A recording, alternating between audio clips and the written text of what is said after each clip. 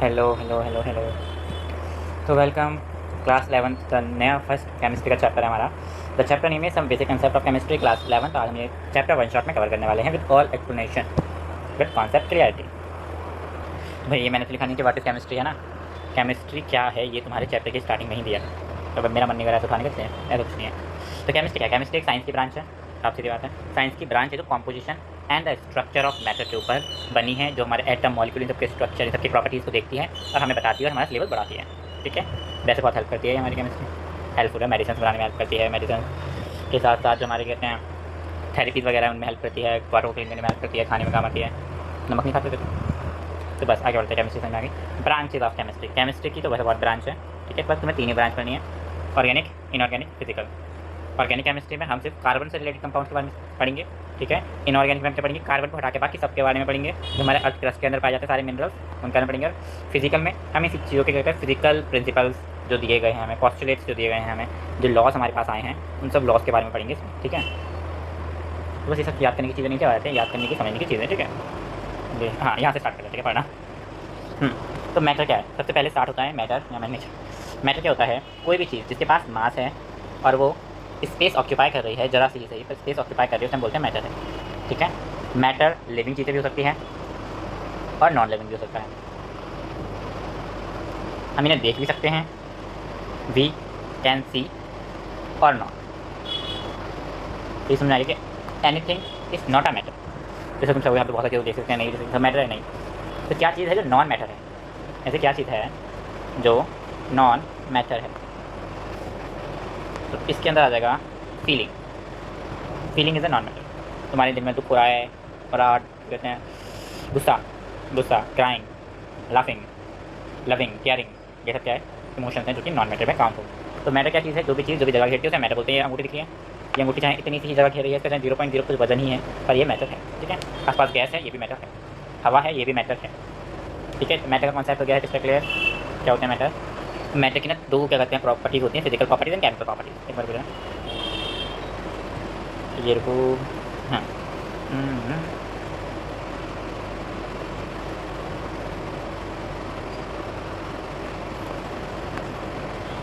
अभी हमने पढ़ा कि मैटर क्या होता है। अब मैं तो बताता हूँ कि मैटर की दो तरीके की क्वालिटीज़ होती हैं। मैटर को क्लासीफाई ही दो तरीके से करते हैं। एक होता है फिजिकल वे, फिजिकल क्लासिफिकेशन, और एक होता है केमिकल।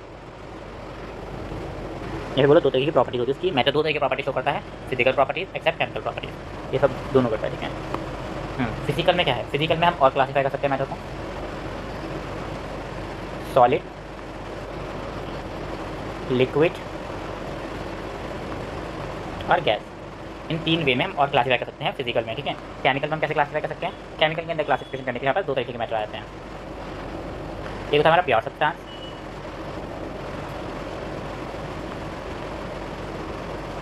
और एक होता है हमारा मिक्सचर।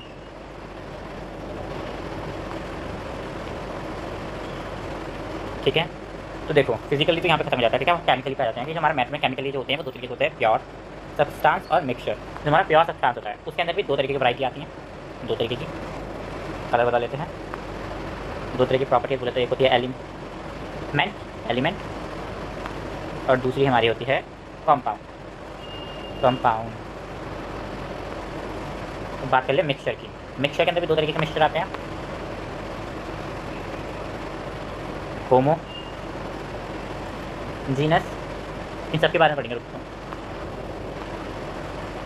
हेटेरोजीनस।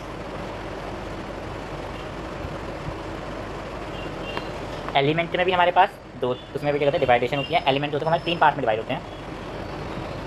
फिर बता दो ना कैसे कैसे क्या क्या पढ़ने वाले हैं, सब ठीक है। तीन पार्ट में हमारे एलिमेंट डिवाइड होते हैं, मेटल, नॉन मेटल, मेटलॉइड वगैरह, मेटल,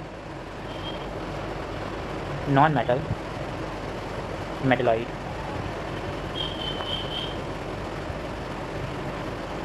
कंपाउंड भी दो तरह के कंपाउंड होते हैं। शांति शांति शांति। अब ले लेते हैं और दूसरा कलर, कौन सा कलर में रेड। हाँ, अब होते हैं कंपाउंड भी दो तरीके में डिवाइड हो जाते हैं। एक तो हमारे होते हैं भैया ऑर्गेनिक कंपाउंड, एक होते हैं हमारे इनऑर्गेनिक कंपाउंड। Organic, inorganic. ये रहा हमारा फ्लो। अब तुमको समझ में नहीं आ रहा फ्लो, मैं भी समझा रहा हूँ, mention not, mention not, mention not बच्चों, मेंशन नॉट। मैं कौन सा कलर लूँ? आई थिंक ही मैंने येलो कहीं यूज़ करा है। तो देखो पहले समझते हैं मैटर। मैटर क्या? Anything that have mass and occupies space called matter. Matter की दो प्रॉपर्टी होती है, फिजिकल प्रॉपर्टी जो हम फिजिकली देख सकते हैं, physical property. Solid liquid gas में हम जो चीज़ देख सकते हैं वो भी फिजिकल प्रॉपर्टी। केमिकल प्रॉपर्टीज मतलब जो हमारा मैटर है वो एसिडिक है, बेस है, वो सब क्योंकि physical chemical properties. Physical property होगी मेल्टिंग पॉइंट, बॉइलिंग पॉइंट में से देख सकते हैं, ठीक है, वो हमारी फिजिकल प्रॉपर्टीज होगी। ठीक है, फिजिकल प्रॉपर्टीज के अंदर आता है सॉलिड, लिक्विड एंड गैस, ये तीन स्टेट ऑफ मैटर। कोई भी ये नहीं बोलेगा वहाँ से स्टेट ऑफ मैटर, तीन लिख के आएंगे, तीन ही दिए। ठीक है,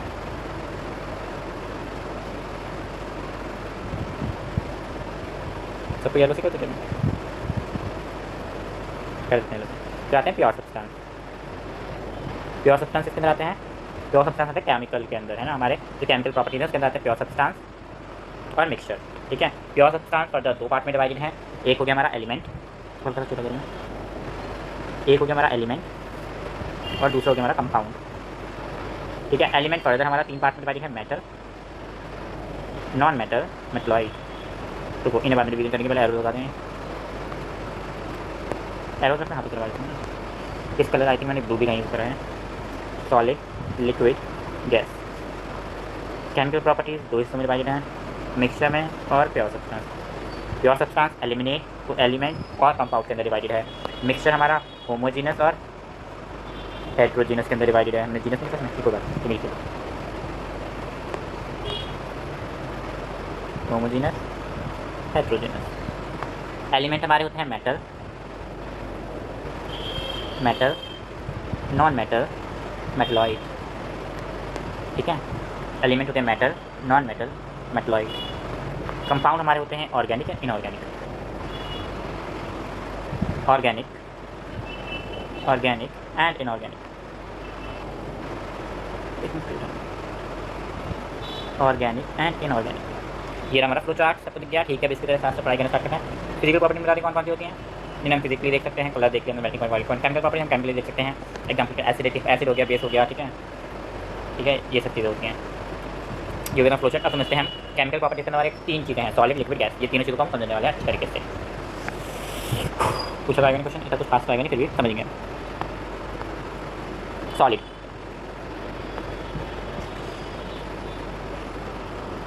पहले इनका कन्वर्सेशन निकाल देंगे, तो बताइए सॉलिड, सॉलिड, लिक्विड। मेन हम तुम्हें जो करवाने हैं वो करवा दे जरा। Solid to liquid to gas. अब हम करते हैं कन्वर्ट, इन्हें करते हैं कन्वर्ट। मान लो अगर सॉलिड को लिक्विड करना है तो हम क्या करेंगे? अगर सॉलिड को हमें लिक्विड में कन्वर्ट करना है, सॉलिड जमा हुआ है पानी, उसको लिक्विड करना है, तो क्या करेंगे? मेल्टिंग करेंगे ऑफकोर्स। ठीक है, चलो तुम्हें पता है मेल्टिंग। ठीक है, एक मिनट देता हूँ उसको। ठीक है, मेल्टिंग, मेल्टिंग यहाँ पर हो जाएगा मेल्ट। अब हमने सॉलिड को लिक्विड करना है, लिक्विड को सॉलिड में कन्वर्ट करना है, जमाना है, तो क्या करेंगे हम? अब इसमें दो चीज़ें कर, इसको दो नाम से जाना जाता है गाइस। या तो हम सॉलिडिफिकेशन कर देंगे, सॉलिडिफिकेशन।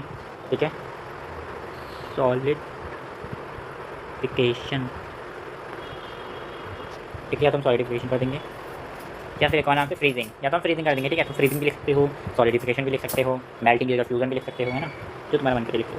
ठीक है, अब आते हैं लिक्विड की बात। अगर मुझे लिक्विड को गैस में कन्वर्ट करना है, अगर मुझे लिक्विड को गैस में कन्वर्ट करना है तो मैं क्या करूँगा? लिक्विड को बॉईल करूँगा। ठीक है, बॉइलिंग, तो कुछ ज़रा बॉइलिंग। ठीक है, बॉइलिंग कर दूँगा मैं। या फिर इस जगह एक और बहुत ही अच्छी सी टर्मिनोलॉजी यूज़ होती है, इसको बोलते हैं वेपोराइजेशन। वेपोराइजेशन भी लिख सकते हो तुम लोग, लिख दो क्या? लिख देता हूँ,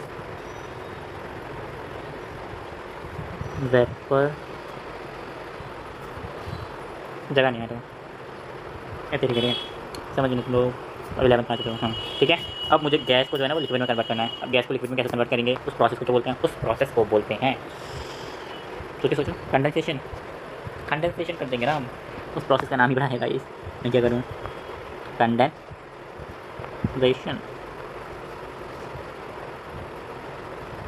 कंडेंसेशन, कंडेंसेशन कर देंगे गाइस। अब आया था इधर मेन पार्ट पे, मेन पार्ट बोलो या मेन पार्ट जो बोलो। अब आ चुके हैं हम इधर। अब मुझे सॉलिड को गैस में कन्वर्ट करना है, गैस को सॉलिड में कन्वर्ट करना है। कैसे करें?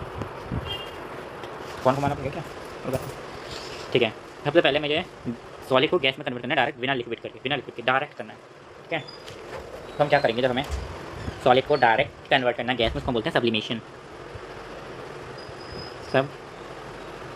सब्लिमेशन। और जब मुझे गैस को डायरेक्ट सॉलिड में करना हो बिना लिक्विड के, डायरेक्ट सॉलिड में, तो हम बोलते हैं डेपोजिशन। डेपोजिशन। कैमरा भी ठीक लग रहा है। इतना समझ में आ गया सबको? सॉलिड में लिक्विड को कैसे करें, लिक्विड में सॉलिड को कन्वर्ट कैसे करें, ये सब कन्वर्सेशन मैंने लिख दी है बाकायदा में समझा के। अब सॉलिड, अब मैं जल्दी चलूँगा, थोड़ा सा रफ्तार पकड़ूंगा गाइस, चैप्टर बहुत बड़ा है। ठीक है, तो सॉलिड है ये हमारा मेन बात। ये तुम्हें पता है कि फिक्स शेप होती है, फिक्स वॉल्यूम होती है। मैं मेन चीज़ें लिखूंगा। ठीक है, ये लिखूंगा fix shape, fix volume, directly main चीज़ लिखूंगा मैं। सब में लिख दूँगा ना, सॉलिड, लिक्विड और गैस, है ना, और गैस। लिक्विड मैंने शॉर्ट फॉर्म में लिख दिया। ठीक है, लंबी स्पेलिंग इसकी भी। सबसे पहले शेप, शेप नहीं, शेप तो पता है, शेप, वॉल्यूम, डेंसिटी मेन में लिखते हैं ना, डेंसिटी। फिर हम डेंसिटी की बात करने के बाद हम करेंगे टाइप के बारे में बात कर लेंगे थोड़ी सी। टाइप के बारे में बात करने के बाद हम कर लेंगे कंप्रेसिबिलिटी के बारे में बात।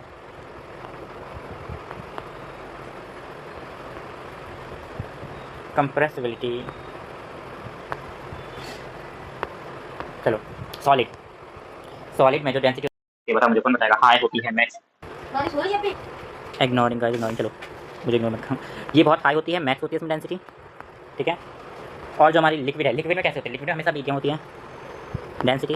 अब आते हमारी गैसेस क्या? गैसेस में सबसे मिनिमम होती है डेंसिटी, मिनिमम डेंसिटी। ठीक है, टाइप कैसे टाइप है? टाइप को तो सबको पता है, रिजिड, फ्लूइड, है ना, गैसेस। टाइप तो तुम्हें पता है कैसे टाइप है। मेन इसी देखो, फोर्स ऑफ अट्रैक्शन कैसी है?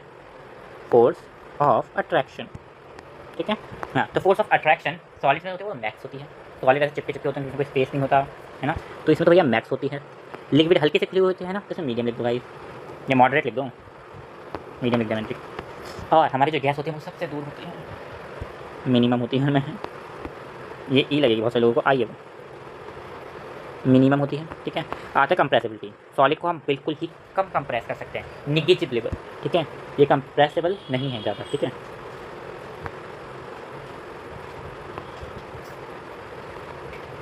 ये मीडियम में कंप्रेस हो जाता है, नहीं होता है, कभी फ्लूइड हो जाता है, पर बाद में निकल जाता है हाथ से। ठीक है, और हमारी गैस तो सबसे ज़्यादा है हाई, मैक्स। ठीक है, समझ में आ गया? हाँ, शेप बता देता हूँ, एक बार कुछ चीज़ और बता देता हूँ। फ्लूइड की शेप, वॉल्यूम और हाँ, तो सब शेप और वॉल्यूम फिक्स रहते हैं। लिक्विड की वॉल्यूम फिक्स रहती है, शेप फिक्स नहीं रहती। गैस का कुछ भी फिक्स नहीं रहता। ठीक है ना, शेप नहीं वॉल्यूम। ठीक है, और क्या लिखा था मैंने यहाँ पे? टाइप। ये सॉलिड रिजिड होते हैं, लिक्विड हल्का सा फ्लूइड टाइप होता है, और गैस हमारा फ्लूइड टाइप होता है। ठीक है, ठीक है, चलो आगे बढ़ते हैं। ये देखो वही है। ठीक है, मैटर के में मैटर की हम यहाँ पर लिख देता हूँ, मैटर की केमिकल प्रॉपर्टीज़ के ऊपर है। ठीक है, यहाँ पर क्या है? मिक्सचर और प्योर सब्सटेंस। मिक्सचर में हाइड्रोजिनस और होमोजीनस, और प्योर सब्सटेंस में एलिमेंट एंड कंपाउंड। ठीक है, सबसे पहले हम यही समझेंगे मिक्सचर या फिर प्योर सब्सटेंस को। क्या है प्योर सब्सटेंस? आ चुका है गाइस, प्योर सब्सटेंस। हाँ, तो when all constituent particle substance are same in a chemical nature in the set pure substance, जब सारे के सारे कॉन्स्टिट्यूएंट्स जो है उसके अंदर वो सेम है, एक ही जैसे हैं, तो उसे हम बोलेंगे केमिकली एक ही है, तो हम बोलेंगे प्योर सब्सटेंस। ठीक है, प्योर सब्सटेंस की कैरेक्टरिस्टिक्स डिफरेंट होती है। इससे मिक्सचर से constituent particle pure having fix composition, gold, silver, gold, glucose have example of pure substance. Glucose containing carbon, hydrogen, oxygen in the fix ratio, it's particle are same composition. तो यहाँ पर glucose जो है हमारा, मैंने glucose को खा लेता हूँ। ठीक है, ग्लूकोज जो है उसका फॉर्मूला क्या है? C6H12O6। ठीक है, ये जो होते हैं ये फिक्स कॉम्पोजिशन में होते हैं, ये होते हैं फिक्स्ड रेशियो में, फिक्स्ड कॉम्पोजिशन में, फिक्स रेशियो में, फिक्स कॉम्पोजिशन होते हैं इनके। फिक्स रेशियो फिक्स कॉम्पोजिशन होता है जहाँ पर वही होता है प्योर सब्सटेंस। बात खत्म। मतलब कि ये नहीं है कि अगर एक ही जैसा सब्सटेंस होगा, इसमें होंगे बहुत सारे, पर वो फिक्स रेशियो में होंगे ताकि सब में अच्छे से इक्वल डिवाइड हो जाए, और फिक्स कॉम्पोजिशन में होंगे। ठीक है, बस ये समझो तुम, इतना फालतू मत भागो। ठीक है, आगे बढ़ते हैं। ना कंपाउंड पर आया था। Compound is the substance that made by the two या more element that fix proportion में होते हैं। ठीक है, फॉर एग्जांपल वाटर है ना कंपाउंड। वाटर क्या है हमारा? H2O, 2 हाइड्रोजन 1 ऑक्सीजन के रेशियो में है। तो भाई साफ सीधी बात है, डिफ्रेंशिएशन बता देता हूँ मैं एक बार साफ सीधी बात में कि एलिमेंट में और कंपाउंड में क्या डिफ्रेंशिएशन होता है। एलिमेंट जो होते हैं वो सिंपलेस्ट फॉर्म होते हैं। इधर रुको ना गाइस, कहाँ चल देगा ये जगह मिक्सचर है तो हम डायरेक्ट डिफ्रेंशिएशन भी साथ में लिख लेते हैं।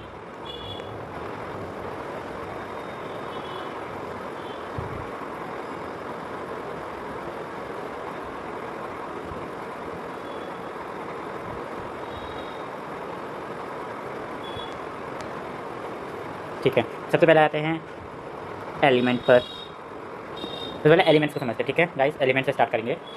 तो कलर कौन सा लूँ मैं, जल्दी। जीरो होते हैं ना, ये मेड अप होते हैं वन टाइप ऑफ एटम से। ठीक है, मेड अप वन टाइप, एक मिनट गाइस यहाँ से करते हैं। Made up one type of atom, एक तरीके एटम से मिलकर बना होता है। ठीक है, एक तरीके एलिमेंट एटम से मिलकर बना होता है, ये प्योर होता है। और लिखता हूँ मैं एक तरीके कहते हैं प्योर सब्सटेंस ऑफ मैटर, है ना। Pure pure single form of matter, एक मैटर की सबसे प्योर फॉर्म के अंदर ये अवेलेबल होता है एलिमेंट। ठीक है, उसको हम सेपरेट नहीं कर सकते बाय द फिजिकल प्रोसेस। ठीक है, और एलिमेंट शायद ही फर्दर ब्रेक होते हैं, ये तो most of the time further break नहीं होते। ठीक है, most of time not further break, most of time can't be broken further।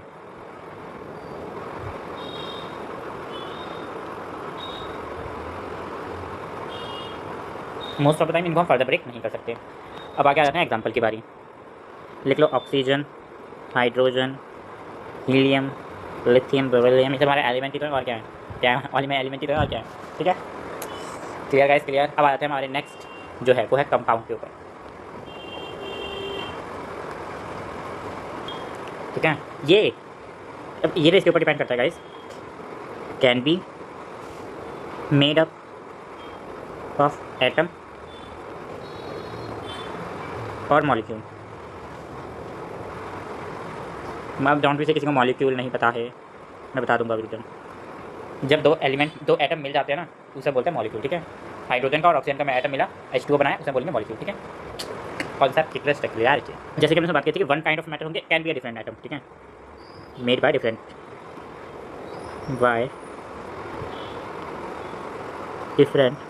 Types of atom.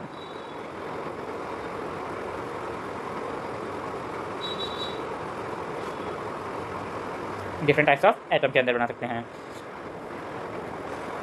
और सबसे इंपॉर्टेंट चीज़ तो हमारी रही गई, अगर हम डिस्क्राइब कर रहे हैं तो सबसे इंपॉर्टेंट चीज़ हमें क्या लिखेंगे कि ये फिक्स रेशियो में होता है।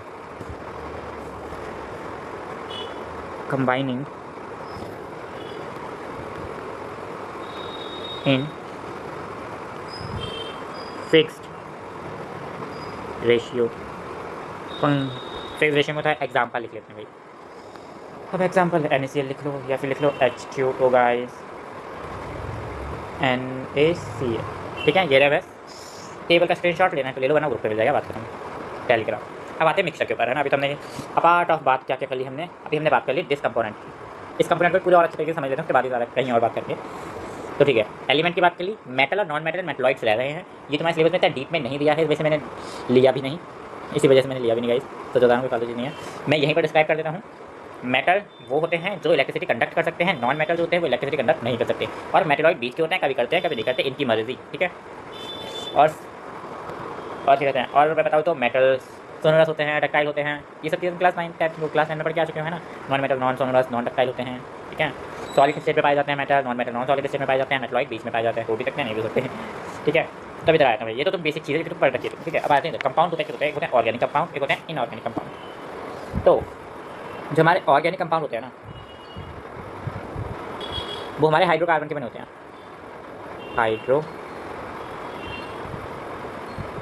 जो भी हाइड्रोकार्बन के होते हैं उन्हें हम बोलते हैं ऑर्गेनिक कंपाउंड।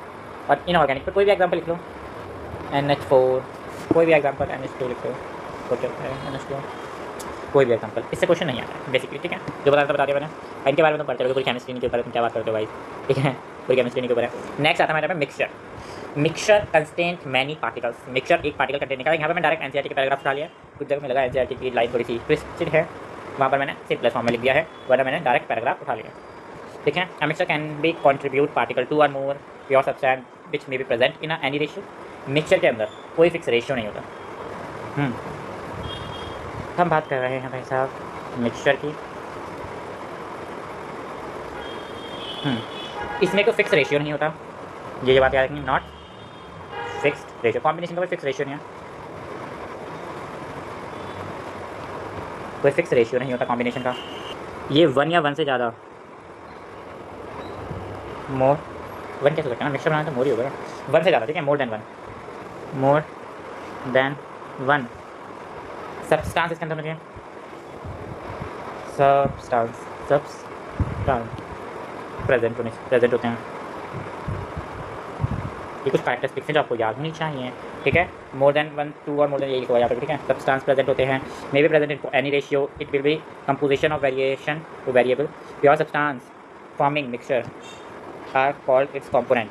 मिक्सचर जिन चीज़ों से मिलकर बना है, लेट्स से एक एग्जांपल ले लेते हैं हम कि NaCl प्लस वाटर। ठीक है, NaCl प्लस वाटर अगर हमने मिक्सचर बनाया, ठीक है, और मान लो हमें, या फिर एग्जाम्पल तो इसमें खुद नीचे देखा, एनसीईआरटी का एग्जाम्पल लेते हैं कि शुगर सॉल्यूशन इन वाटर हमने लिया। ठीक है, शुगर सॉल्यूशन या वाटर लिया, वाटर हाई क्वांटिटी में, शुगर कम क्वांटिटी में, तो शुगर और वाटर ये इसके कंपोनेंट होंगे इस मिक्सचर के। ठीक है, समझ में आ गया, कंपोनेंट क्या होते हैं, कंपोनेंट होंगे किसके, मिक्सचर के। मिक्सचर बात इतनी सी बात है, मिक्सचर वगैरह कुछ है नहीं। मिक्सचर दो तरीके के होते हैं, हेट्रोजीनस एंड होमोजीनस। डिफरेंशिएशन लाया मैं तुम्हारे लिए, लिखूंगा इतना लंबा डिफरेंशिएशन, तुम भी पागल हो जाओगे, आधा मैं भी दूंगा, बराबर हो जाएगी। होमो, देखो यहाँ पर होमो समझ में आ रहा है, सेम चीज़ की चीज़ है। ओ माय गॉड, सेम तरह की चीज़ों को हम बोलते हैं होमोजीनस मिक्सचर। यूनिफॉर्म कंपोजिशन समझ लेते हैं, देखो इसका यूनिफॉर्म कंपोजिशन होता है। यूनिफॉर्म समझ में आता है क्या होता है, यूनिफॉर्म एक्सेलरेशन वगैरह पढ़िए, कुछ पढ़ा है। यूनिफॉर्म मतलब कि एक तरीके से बोलते हो सेम कंपोजिशन, फिक्स रेशियो में होगा, ये समझो। ठीक है, particle are not visible, particle visible नहीं हो पाते जल्दी, हम उनको नेक आई से नहीं देख सकते। एग्जाम्पल के लिए वाटर में अगर हमने पूरी शुगर खोल ली तो वो क्या हो जाएगा, होमोजीनस मिक्सचर का एग्जाम्पल हो जाएगा। क्यों होमोजीनस मिक्सचर का एग्जाम्पल हो जाएगा, क्यों हो जाएगा बताओ जरा, क्यों हो जाएगा बताओ ना, बताते क्यों नहीं, मैं बता दूँ। क्योंकि उसके पार्टिकल्स इतने स्मॉल होंगे कि मिक्स हो जाएगी, और ऐसे मिक्सचर को हम बोलते हैं होमोजीनस मिक्सचर। पर हेट्रोजीनस मिक्सचर में यूनिफॉर्म कंपोजिशन नहीं होता, पार्टिकल विजिबल होते हैं। पिज्जा ले लिया हमने, पिज्जा के ऊपर शिमला मिर्च का हेट्रोजीनस का एग्जाम्पल है, पूरी से मिक्स नहीं है, हेट्रोजीनस में अच्छे से मिक्स नहीं होते, पर होमोजीनस में होता है, बात खत्म। और एग्जाम्पल लेना तो सैंड इन वाटर, मिट्टी नीचे बैठ जाती है, घुल जाती है, दिखती है साफ साफ, जो साफ साफ दिख रहा है वो हेट्रोजीनस, जो साफ साफ नहीं दिख रहा है वो होमोजीनस। आगे समझ में, ठीक है। होमोजीनस मिक्सचर के अंदर क्या आता है, होमोजीनस मिक्सचर के अंदर आता है ट्रू सॉल्यूशन। हेट्रोजीनस मिक्सचर के अंदर आता है कोलॉइडल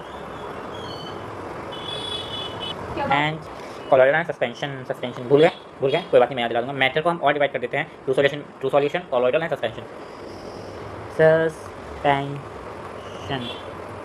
या तो क्लास 9 में हमने पढ़ा था matter is matter pure around us, chapter सारे हैं ना, तो इनके बारे में नहीं है तुम्हारी एनसीईआरटी में फिलहाल। फिर भी थोड़ी बेसिक चीज़ बता देता हूँ, पूछा भी नहीं जाएगा जैसे ना।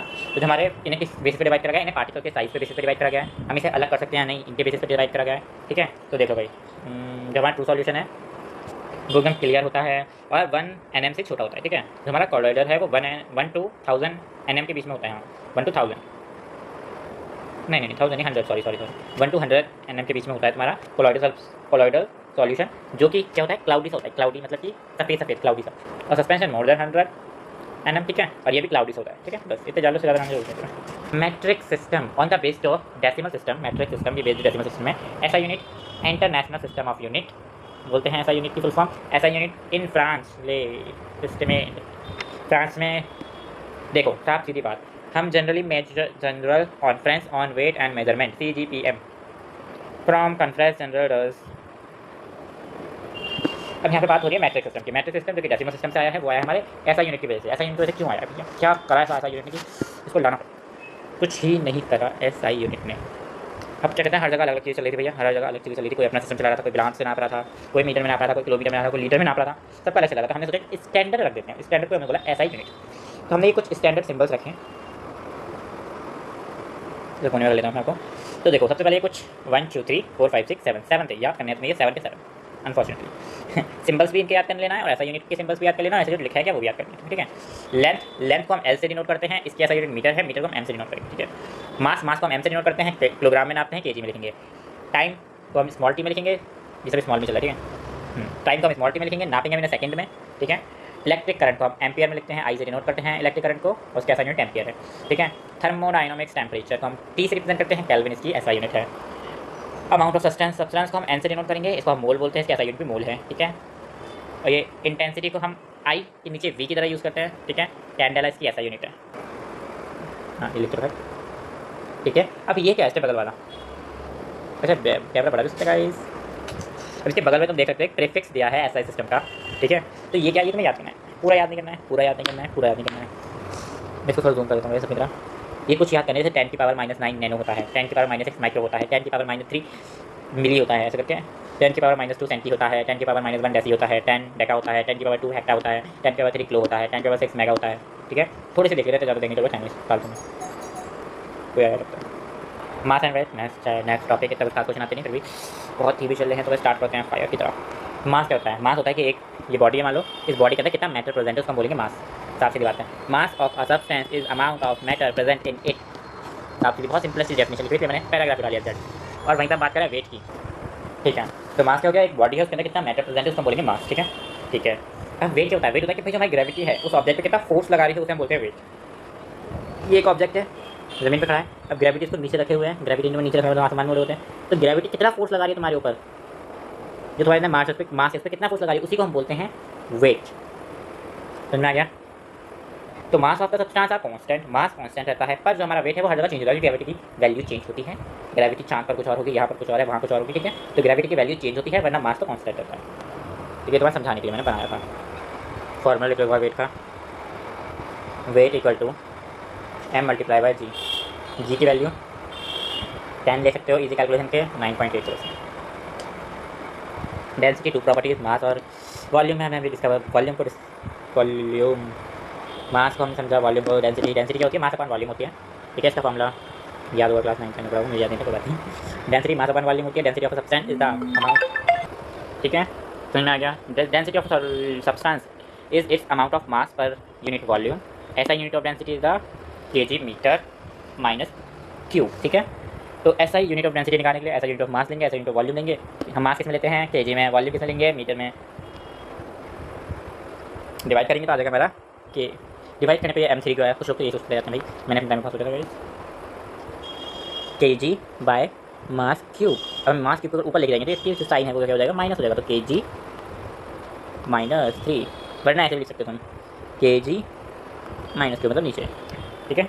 As your wish you can it write, ठीक है, इधर आ जाओ, ठीक है। The unit is the quite large and the chemistry where mass export in gram and volume is export in centimetre. हम लिखने के लिए सॉरी ग्राम सेंटीमीटर क्यूब भी लिख सकते हैं, ठीक है। ऐसा यूनिट इसमें क्या हो जाएगा, जो हमारा मास हो जाएगा वो ग्राम में हो जाएगा, जो हमारी वॉल्यूम होगी वो सेंटीमीटर क्यूब में हो जाएगी। डेंसिटी ऑफ सब्सटेंस बताती है कि कितने क्लोज पार्टिकल पैक्ड है, डेंसिटी क्या बताती है ना, पता है कितने क्लोजली पार्टिकल पैक्ड है, उसके ऊपर कोई चीज़ डालेंगे तो फ्लोट करेगी या नहीं करेगी, ठीक है।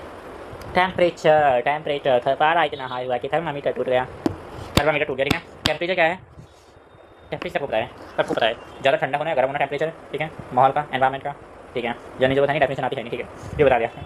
3 common scales to measure temperature, Celsius, degree, book कहते हैं, सेल्सियस, केल्विन है ना, ये सब होता है हमारे में।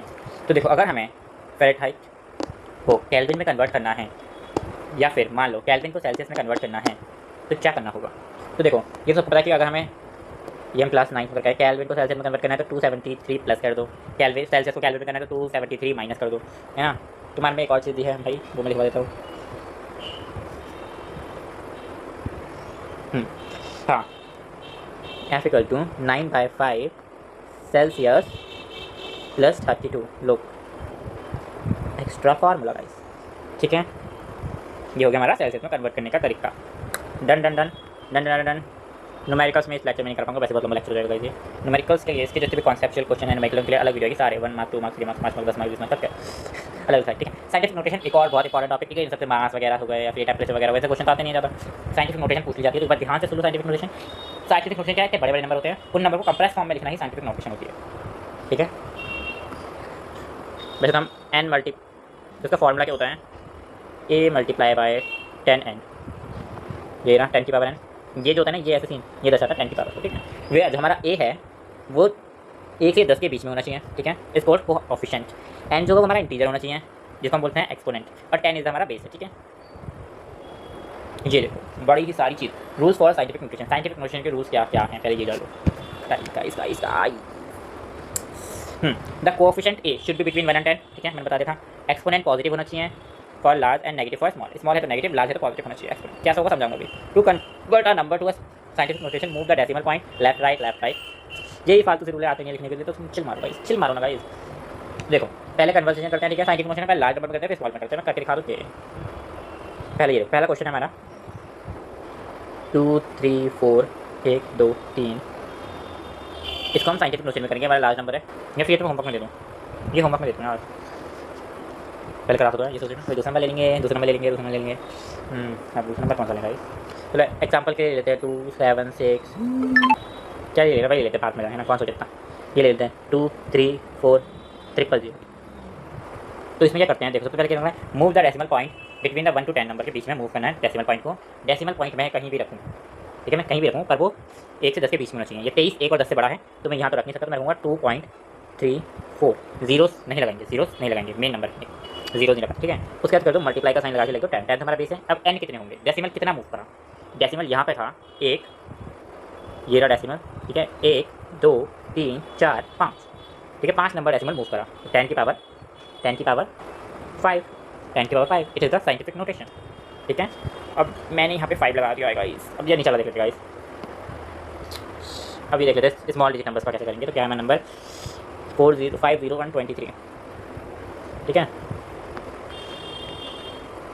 23 है। अब मुझे इसको करना है इसी में कन्वर्ट, साइंटिफिक नोटेशन में कन्वर्ट करना है मुझे। जब ऐसा होगा तो decimal their side will be move, ठीक है। तो यहाँ पर जो आएगा ना 23 का कॉस 10 से बढ़ा तो 2.39 रहेगा इंटू 10 की पावर कितनी जगह डेसिमल मूव हुआ, 1 2 3 4, यहाँ से डेसिमल यहाँ गया 1 2 3 4 5, हाँ 5 जगह डेसिमल गया, तो यहाँ पर आ जाएगी 10 to the power -5, 10 to the power -5, ठीक है। ठीक है, माइनस क्या है, स्मॉल नंबर्स में हमेशा नेगेटिव लगता है, लार्ज नंबर में पॉजिटिव लग जाता है, क्योंकि डेसिमल इधर मूव हो रहा है इधर की जगह, ठीक है। ठीक है ठीक है, समझ में आ गया साइंटिफिक नोटेशन। एक और दो एग्जाम्पल दूँ क्या, यहाँ पर एग्जाम्पल एक और देता हूँ इसमें लगे समझ नहीं आती, ठीक है।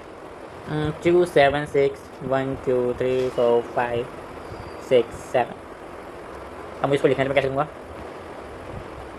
2.76 into 10 to the power, decimal को नहीं यहाँ ले आया हूँ तो मैं 2 2 4 5 6 7 8 9, ये हो जाएगी पावर 9, बात खत्म। Simple simple simple simple, easy peasy lemon squeezy, easy peasy lemon. अब ये क्या सिंप्लीफाई मैंने यहाँ पर देखा रखा है ना तुम्हें, ये सिंप्लीफाई के देखा है मैंने, ये सिंप्लीफाई मैं समझाता हूँ कि अगर ऐसे नंबर होंगे जो हमने बताया साइंटिफिक नोटेशन में, हम उसको मल्टीप्लाई कैसे करेंगे, हम उसको डिवाइड कैसे करेंगे, हम उसको एडिशन कैसे करेंगे, सब्ट्रैक्शन कैसे करेंगे, ये सब कैसे करेंगे हम, वही सब मैंने आगे पेज पे रखा है। तो देखो एडिशन का क्या है और सब्ट्रैक्शन का क्या है। For addition exponent is made same the both number will be the number will be adding following. तो इनके ऊपर से हम पावर को निकाल लेंगे, कैसे करेंगे, प्लस अगर मान लो मुझे ये और ये प्लस करना है तो मैं क्या करूँगा कि अगर दोनों पावर सेम हैं तो मैं इसे कॉमन ले लूँगा और इन दोनों को कर दूँगा ऐड, ठीक है ठीक है ठीक है। समझ आएगा तुम्हारे भूथड़े दिमाग, भूथड़े समझ गया, मुथड़ा इसको बोलता हूँ मैं, समझ आ गया। हम क्या करेंगे, इन दोनों को कॉमन ले लेंगे, बाकी को ऐड कर देंगे तो आगे ये। अब आते हैं सब्सट्रैक्शन में। सब्सट्रैक्शन में हम क्या करेंगे, बड़ा क्यों हो रही है, अब ठीक है, ये है हमारी इक्वेशन, मान लो ऐसी इक्वेशन है, ठीक है। ये है हमारी 10 to the power -3 10 to the power -2, ठीक है 2 और 3। अब हमें क्या करना है, इनको माइनस करना है, इनकी पावर माइनस है, ठीक है। तो पहले हम क्या करेंगे कि हम ये करेंगे कि हम क्या कहते हैं ना, हम दोनों की पावर सेम करेंगे। सबसे पहले सेम करना, यहाँ पे क्या कहते हैं 3 की वजह यहाँ पर 0 है ना, ठीक है। तो हम यहाँ पे करेंगे 0.48 हो जाएगा और 10 की पावर 2 हो जाएगी, यहाँ पर ये हो जाएगा। तो दोनों की पावर कॉमन ले ली जाएगी और इनको हम कर देंगे माइनस, हमारा आंसर आ जाएगा। एक और बार समझा देता हूँ मैं। अगर ऐसा हुआ ये 4.8 मान लो मैंने लिया 2.87 ऐसा है ना, इंटू मल्टीप्लाई बाय 10 की पावर -4 और मुझे चाहिए 2, तो मैं क्या करूँगा, क्या 2 0 इंटू 287 ऐसे लिख दिया जाएगा, ठीक है। और 10 to the पावर हो जाएगी 2 इंटू 10 to the पावर 2 हो जाएगी, ठीक है। एग्जाम्पल ऐसा एज एग्जाम्पल, ठीक है, समझ में आ गया। नहीं आया, एक बार फिर चला के देखो, एक बार थोड़ा सा बैक करके देखो मेरे कहने पे, मेरे का नाम आ जाएगा बोलिए। अब आते हैं मल्टीप्लिकेशन पे और डिवीजन पे। मल्टीप्लिकेशन, ये हमें इन नंबर को मल्टीप्लाई करना है, तो हम क्या करेंगे कि अंदर वाले नंबर को इधर मल्टीप्लाई कर लेंगे और जो हमारे बाहर वाले अलग वाले नंबर है इनकी पावर को हम क्या कर लेंगे, प्लस कर लेंगे, ऐड कर लेंगे, और बाद में जो ये मल्टीप्लाई होगा उसको ये लिख के बस एडिशन हो गया भाई। एक मिनट, ठीक है। ये रहा एक एग्जाम्पल ये भी रहा, ठीक है। अपने हाथ से ट्राई करके देखेंगे सबके सब। डिवाइड का क्या है, ऊपर नीचे डिवाइड में रखेंगे, ठीक है।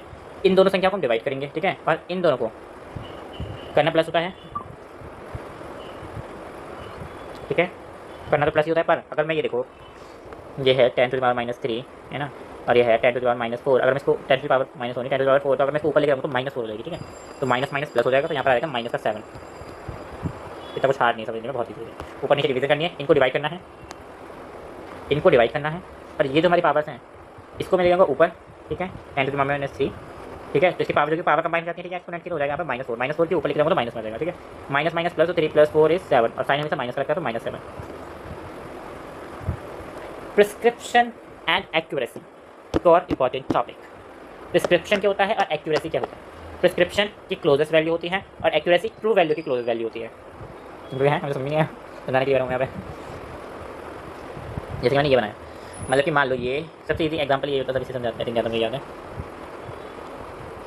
1 पॉइंट, 2 पॉइंट, 3 पॉइंट, 3 पॉइंट, 1 2 3, 1 2,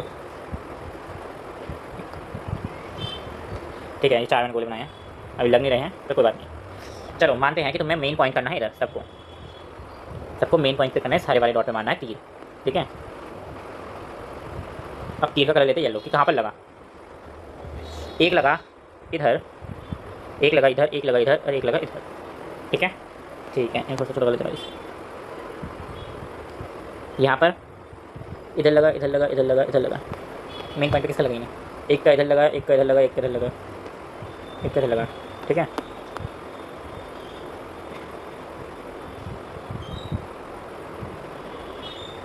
ठीक है, अब आते हैं, देखो प्रिस्क्रिप्शन क्या होता है और एक्यूरेसी क्या होता है। Accuracy true value. सबसे पहले देखो, जो हमारी मेन वैल्यू क्या थी, ये थी हमारी मेन वैल्यू। मेन वैल्यू के पास जो जिसने पॉइंट करा है, मतलब ये क्या है, एक्यूरेट है। क्या है ये, एक्यूरेसी। पर वहीं पर एक साथ अगर कोई वैल्यू आ जाती है कि जिनकी वैल्यू एक जैसी आ रही है, मतलब हल्की हल्की डिफरेंस आ रही है, ऊपर नीचे आ रही है, उन्हें हम बोलते हैं प्रिस्क्रिप्शन। Prescription precaution. अब यहाँ पर देखो, ये सारी वैल्यू, यहाँ पर ट्रू वैल्यू के पास कोई नहीं है, पर ये सारी वैल्यू क्या है, प्रिस्क्रिप्शन। यहाँ पर देखो, यहाँ पर वैल्यू ट्रू वैल्यू के पास भी हैं और ट्रू वैल्यू के पास भी हैं और एक्यूरेट भी हैं। ट्रू वैल्यू के पास है और एक साथ पास भी, मतलब ये क्या हो गया, एक्यूरेट और प्रिस्क्रिप्शन दोनों संग हो गया, प्रिस्क्रिप्शन, ठीक है। यहाँ पर ये ज़्यादा, ये क्या, ये 3 क्लोजेस्ट वैल्यू हो गई, ठीक है, और ये एक आउट वैल्यू हो गई। तो यहाँ पर सिर्फ क्या है, एक्यूरेसी है। तो समझ में आया एक्यूरेसी की ट्रू वैल्यू के पास वाली जो वैल्यू पास आई है वो वैल्यू, वो होती है एक्यूरेसी। पर अगर मान लो हम सबकी एक साइड एक जैसे वैल्यू आई है, उसे हम बोलेंगे प्रिस्क्रिप्शन। एक और तरीके से समझाता हूँ मैं तुम्हें। क्लास है, क्लासरूम है, ठीक है, हमारी मेन पास होने के लिए चाहिए 40 नंबर, ठीक है। तब कुछ बच्चे, एक बच्चे के आए 32, एक के आए 33 और एक के आए 32.9 और एक के आए 33.1। तो ये वैल्यू आपस में देखो कितनी सिमिलर हैं, आपस में कितनी सिमिलर हैं। इतनी सिमिलर वैल्यू को हम बोलेंगे प्रिस्क्रिप्शन। पर वहीं पर एक बच्चे के आ गए हैं मान लो 39, 40 के पास, तो ये वैल्यू क्या होगी, हमारी एक्यूरेसी में आ गई, ठीक है। Next topic, the significant figures. The significant figure क्या होती हैं, the number of sums of certainty figures and the one uncertainty figure या फिर डाउटफुल फिगर की, ठीक है। कुछ नहीं होता, बेसिकली सब रूल्स कुछ लिख के मैं रूल दे दी, उन्हें हमें फॉलो करके कुछ फिगर्स बनानी पड़ती है, इससे उन्हें और शॉर्टर कर सकते हैं, ये समझ लो। तो सिग्निफिकेंट फिगर पे आ जाते हैं, कुछ मैक्स टू मैक्स 5 रूल्स हैं, इसे थोड़ा कर दो, ठीक है। मैक्स टू मैक्स 5 रूल हैं, 5-6 रूल्स हैं ना, 5 रूल्स 6 रूल्स। तो इन्हीं को हम समझेंगे। अब मैं इतना बड़ा बड़ा तुम्हें समझाऊँ, तुम्हें समझ में नहीं आएगा, है ना, मुझे पता है, मेरे को पता है। तो मैं तुम्हें डायरेक्ट यहाँ पर सारे रूल्स एक साथ समझा देता हूँ गाइस विद एग्जाम्पल, ठीक है। मैं लिखूँगा तो हूँ नहीं तो बड़े रूल्स, तो मैं मूल करता हूँ एग्जाम्पल लिख दूँ, क्योंकि एंड टाइम पे तुम्हें याद करना होगा गाइस, या रिवीजन करना होगा, तो ये काम आएगा। वो इतने बड़े बड़े कैसे याद करोगे, है ना। तो significant rules, oh my God मैंने वक्त खोल रखा था गाइस। significant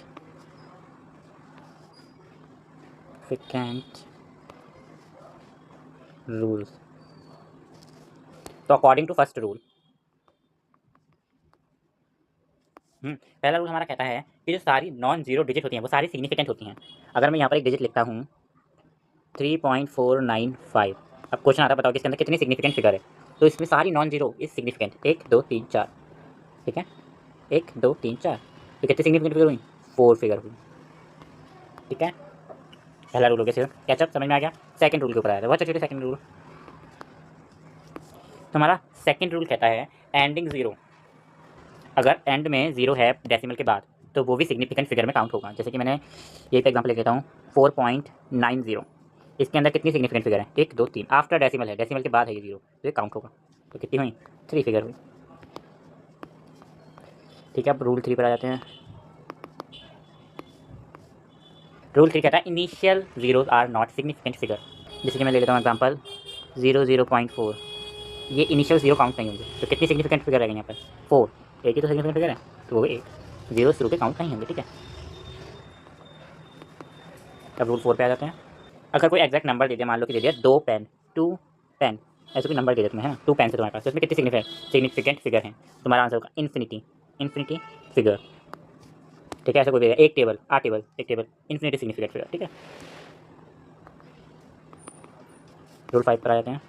अब मैं जैसे कि बता रहा था डेसिमल के बाद कि अगर एंड में जीरो है मान लेते हैं, ठीक है, 200, तो कितनी सिग्निफिकेंट फिगर रहेगी, एक फिगर रहेगी।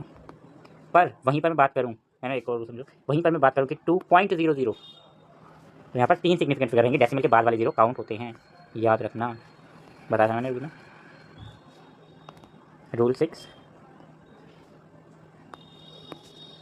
अगर मैं तुमसे कहता हूँ रूल 6 में पावर की बात, मैं कहता हूँ 3.5 इंटू 10⁵, तो यहाँ पर ये जो है ना हमारा, ये हिस्सा जिसे मैंने हाईलाइट करा, ये काउंट नहीं होगा, यही काउंट होंगे। और यहाँ पे कितने हैं, यहाँ पे सिर्फ 1 2 हैं, ठीक है।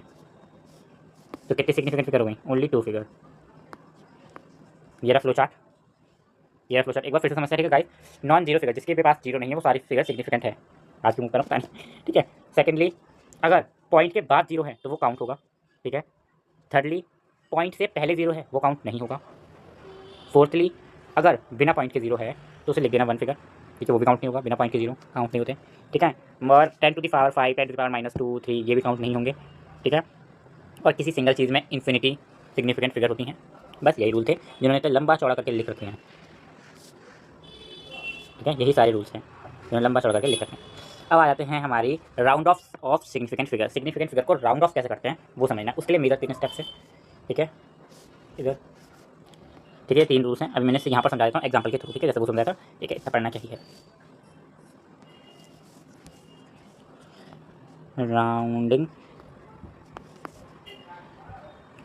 ऑफ पढ़ रहे हैं, ठीक है। तो ठीक है, पहले से स्टार्ट करते हैं, ठीक है। राउंडिंग ऑफ में अगर मान लो कोई डिजिट है मेरी, एग्जाम्पल 2 की पावर 2.23, ठीक है, इसकी राउंड ऑफ कैसे करेंगे। अगर must be right digit less than 5 the number which written, ठीक है। यहाँ पे देखो, पहले एक बार पढ़ लेते हैं। If the digit coming after the significant figure is more than 5 the pre significant figure increase by the is round of the, क्या समझे, ये वाला मैं बात करूँ, पहले हम ये the digit involve less than 5 in negotiated the enlargement, ठीक है, ये मैं समझाया था, पढ़ भी गया है। अब देखो, अगर कहीं पर भी पहला एग्जांपल हमारे कहता है, अगर लेस देन 5 है, क्या पहली डिजिट मतलब कि 3, तो हम इसको साफ सीधा लिख देते हैं 2.2, 3 भी नहीं लिखते, ठीक है, लेस देन है तो कोई नहीं, तो ठीक है, सेम नंबर आता है, एज सेम, ठीक है। और दूसरा हमारा कहता है सेकंड हमारा कहता है कि अगर मोर देन 5 है, ठीक है, अगर मोर देन 5 है तो +1 हो जाएगा, तो ऐड 1, ठीक है। एग्जाम्पल ले लेते हैं हम, एग्जाम्पल लेते हैं हम 4.17 का, तो इसकी राउंड ऑफ करनी है, 5 से ज़्यादा है, ठीक है, तो इस वाली डिजिट में एक ऐड हो जाएगा, इस वाली डिजिट में हो जाएगा 4.2, एक ऐड हो जाएगा, 7 हो जाएगा, ठीक है। टिक्के और है तो एक और के ऊपर, और ये दोनों कब काम करेंगे वो इस वाले पे डिपेंड करता है, इस वाले रूल पे डिपेंड करता है कि that the will be odd, इधर समझाता हूँ मैं, अगर अगर हम बात करें कि आफ्टर 5 इवन नंबर है तो वो सेम राइट होगी, सेम लिखा जाएगा, ठीक है। एग्जाम्पल के लिए एग्जाम्पल में इधर दे देता हूँ, ठीक है। 2.25 5 के बाद क्या है, एक इवन नंबर है एक, है ना। तो ये ऐसे कैसे लिख जाएगा, 2.2 में से कोई राउंड ऑफ नहीं होगी, ठीक है। बट वहीं पर मैं क्या बताता हूँ बट 5 आफ्टर 5 या 5 आफ्टर 5 आफ्टर बिफोर वगैरह, हाँ। बट जब मान लो कि 5 से पहले क्या कोई ऑड नंबर है, लेट से ऑड है, अगर ऑड है तो उसमें +1 हो जाएगा। एग्जाम्पल ले लेते हैं, एग्जाम्पल मैं ले लेता हूँ 2.35 का ले लेते हैं। इसमें 5 है, पहले ऑड नंबर है तो एक प्लस हो जाएगा, होगा 2.4, राउंड ऑफ कंप्लीट है। तो भाई अब मैं इसको एक बार दोबारा से मैं क्लियरिफिकेशन कर देता हूँ, ठीक है। अगर लेस देन 5 डिजिट होगी स्टार्टिंग में ही तो नंबर एज इट इज़ लिखा जाएगा, मोर देन 5 डिजिट होगी तो एक ऐड हो जाएगा, ठीक है।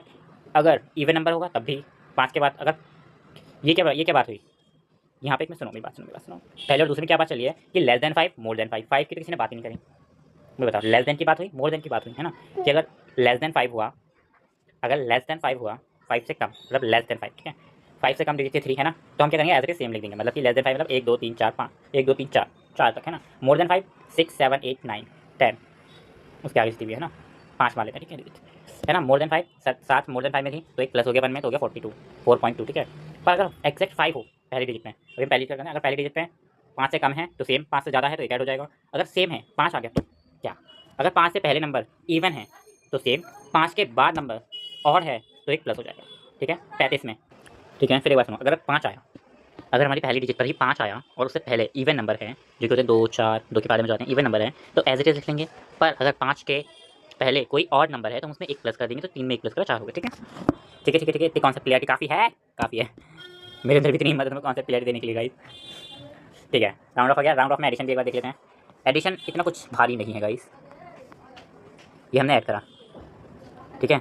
लिखेंगे क्या, लिखेंगे हम 3.1.1, क्यों लिखेंगे हम ये ऐड करने में, क्यों लिखेंगे, the result can not be more digit than the right the decimal point in the neither the original number. क्या समझ में आया तुम्हें, क्या समझ में आया मुझे, क्या समझ में आया? देखो, the result can not B have more digit, मतलब कि ज़्यादा डिजिट का रिजल्ट नहीं हो सकता, right the decimal point neither the original number. तो हमेशा याद रखो, जिस तरह से छोटा होगा वही होगा, वैसे लिख जाते हैं हमारा रिजल्ट, ठीक है। हमारी में भी 18.0 से छोटी है तो हमें 3 डिजिट में हमारा वो रिजल्ट लिखा जाएगा, ठीक है। तो इसी के साथ अब हम हमारे में बेसिक कॉन्सेप्ट क्लियर हो चुके हैं। सिग्निफिकेंट फिगर से क्वेश्चन आ जाता है फिजिक्स में, पहले चैप्टर में, यही या तो फिजिक्स आएगा या तो केमिस्ट्री से आएगा, एक से आ जाएगा किसी से गाइस। तो अब भाई आ जाओ मेन चीज़ पे, the law of conversation of मास। अब ये क्या है, हमने पढ़ा था क्लास 9th में कि कुछ लॉ ऑफ केमिकल कॉम्बिनेशन होते हैं। वो लॉ ऑफ केमिकल कॉम्बिनेशन 5 तरीके के होते हैं, जिसमें से 2 हमने पढ़ लिए थे, ठीक है, 9th में। जो तुम्हें याद नहीं है इसलिए वो रख के आया हुआ है, तो हम सब कुछ पढ़ेंगे, सब कुछ पढ़ेंगे गाइस, पढ़ेंगे।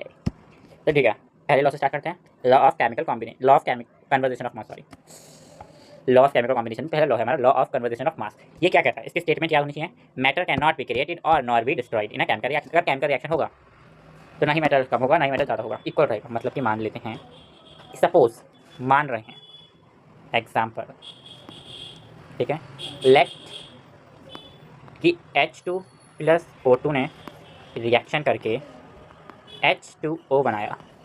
अगर मान लो ये हमारी जो हाइड्रोजन है वो 36 ग्राम है और ये हमारी ऑक्सीजन 4 ग्राम है, ऐसे मान के चल रहा हूँ, नॉट फॉर इजी, लेट कराएंगे, ठीक है, लेट। तो ये जो होगी ना कि हमारी 40 ग्राम होगी, पानी जो बनेगा 40 ग्राम बनेगा। यही कहता है कि left hand side and right hand side mass equally divide होगा, ठीक है। ये किसने दिया था, नाम एंटोनी ल्यूविसर लाइवोसर लेव्यूसर। एंटोनी चाचा ने दिया था 1743 में से 1794 तक, हैं इतने पीछे देते रहते क्या लॉ। अब इधर आते हैं guys, law of defined proportion, या फिर बोलते हैं इसको लॉ ऑफ कांस्टेंट प्रोपोर्शन। इसका स्टेटमेंट है, a chemical compound always containing it's component element in fix ratio by mass. समझ नहीं आया कि जो हमारे एलिमेंट है वो फिक्स रेशियो में कंपोनेंट बनाते हैं, कंपाउंड बनाते हैं, उन कंपाउंड का फिक्स रेशियो होता है, ये कहता है हमारा law of definite proportion. Example लेते हैं, एग्जाम्पल हमने लिया वाटर का, हाइड्रोजन और oxygen always present in fix ratio, जो कि होता है 1/8 बाय मास। अब ये जो है फिक्स ही रहेगा, चाहे तुम रिवर का पानी ले आओ, ओशन का पानी ले आओ, अपने गटर का पानी ले आओ, कहीं का भी पानी ले आओ, रहेगा चाहे सेम 1:8 इज डिफाइंड प्रोपोर्शन। ये कहते हैं हमारे पोस्टुरेट्स भैया जी, जस्टी पोस्टुरेट। 1754 से 1826 के बीच में इन्होंने ये लॉ दिया था, स्टडी वगैरह करी थी, है ना, उसी में। ठीक है, समझ में आ गया। ये कहीं पानी लिया और रेशियो सेम ही रहेगा हमारे कंपोनेंट्स का, इन्होंने ये दिया था। Next is the law of multiple proportion. तो ये थोड़ा सा बच्चों को ट्रिकी लगता है, क्योंकि वो तो ये चीज़ समझ में नहीं, ये ट्रिकी लगता है, ट्रिकी ऐसे तो नहीं 9th में रखा था, नहीं रखा, क्यों नहीं रखा, क्योंकि ट्रिकी लगते हैं गाइस। तो देखो ये किसने दिया था, ये हमारे डाल्टन भैया ने दिया था। हाँ भाई डाल्टन, जिन्होंने हमारी एटॉमिक थ्योरी दी थी, इसमें से सारे पॉस्टुलेट गलत गए थे, एक दो को छोड़ के। ठीक है, इन्होंने 19th में दिया था। According to the law, if two element can combine to form more than one compound of the masses, then one element that combined with the fixed mass that the author element are in the ratio of small whole number। नहीं समझ में आया, पहली बार में किसी को समझ में नहीं आता गाइस। एग्जांपल से समझो, हाइड्रोजन वाटर, हाइड्रोजन 2 ग्राम ली, वाटर 16 ग्राम लिया, बना सॉरी ऑक्सीजन 16 ग्राम लिया, बना वाटर। अब मैंने हाइड्रोजन 2 ग्राम ली, सेम ऑक्सीजन 32 ग्राम ली, बना हाइड्रोजन पेरिऑक्साइड। ठीक है, मैंने इसमें क्या करा, ऑक्सीजन का दाम दूना कर दिया। तो the mass of oxygen is which combine with the fix mass of the hydrogen 2 gram. We are the simple ratio, simple whole ratio, कि अगर मैंने वो चीज़ बढ़ा के भी ली तो उनका जो रेशियो आएगा वो सिंपल होल नंबर में आएगा। समझ में आया पब्लिक, नहीं समझ में आया मैं बताता हूँ। इधर देखो H2 + O2 गिव H2O। ठीक है, ये ली मैंने 2 ग्राम, ठीक है, ये ली मैंने 16 ग्राम, अब वाटर बना मेरा 18 ग्राम। अब मैं यहीं पे लेता हूँ एक और, H2 + O2 sorry gives H2O2, है ना। ये कितनी हुई, इस बार मैंने इसको ले लिया ज़्यादा, इसको मैंने 32 ग्राम ले लिया, इसको 2 ग्राम ही रहने दिया, है ना। हाँ, तो हमारी ये हाइड्रोजन पेराऑक्साइड बनी 34 ग्राम। हाँ, तो ये मैंने लिखा। अब इन्होंने कहा है अगर मैं एक ऐसा केमिकल रिएक्शन में ऐसे 2 केमिकल रिएक्शन करूँ जो सेम ही कंपाउंड मतलब सेम ही एलिमेंट्स के संग करूँ, ठीक है, डाल्टन भैया ने कहा अगर मैं वो 2 करूँ और सेम ही एलिमेंट के संग करूँ, जिसमें मैं एक एलिमेंट का मास और वो एलिमेंट दोनों को फिक्स रख दूँ, ठीक है, दोनों को फिक्स रख दूँ, एक को मैं पूरा फिक्स कर दूँ और दूसरे वाले में मैं चेंज कर दूँ, है ना, दूसरे वाले को एलिमेंट सेम रखूँ पर उसके मास में चेंज कर दूँ, तो जो उनके मास का रेशियो होगा ना वो क्या होगा, होल नंबर होगा। It will be a whole number, small whole number. 16 divided by 32 gram. अब इनको डिवाइड करते हैं 1 2, तो रेशियो क्या है 1:2, सिंपल होल रेशियो।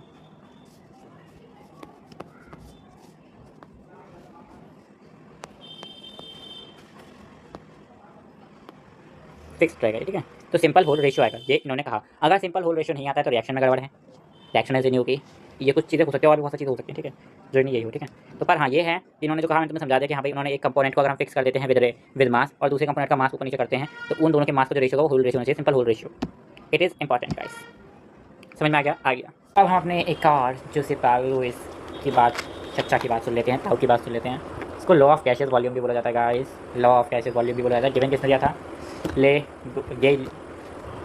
गे ल्यूइस इन 1808 में दिया था, ठीक है। According to this law when gas combine or are producing in a chemical reaction they do so in a simple ratio by volume provide all gases are at same temperature and pressure. क्या समझ आया, कुछ नहीं।